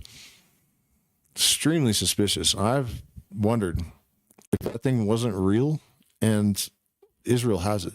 And that's why they have everyone by the balls. That's why Elon Musk is pulling out Netanyahu's chair for him. You know? Just a thought, but oh no, has this been distorting all night? It looks like it's going into the red.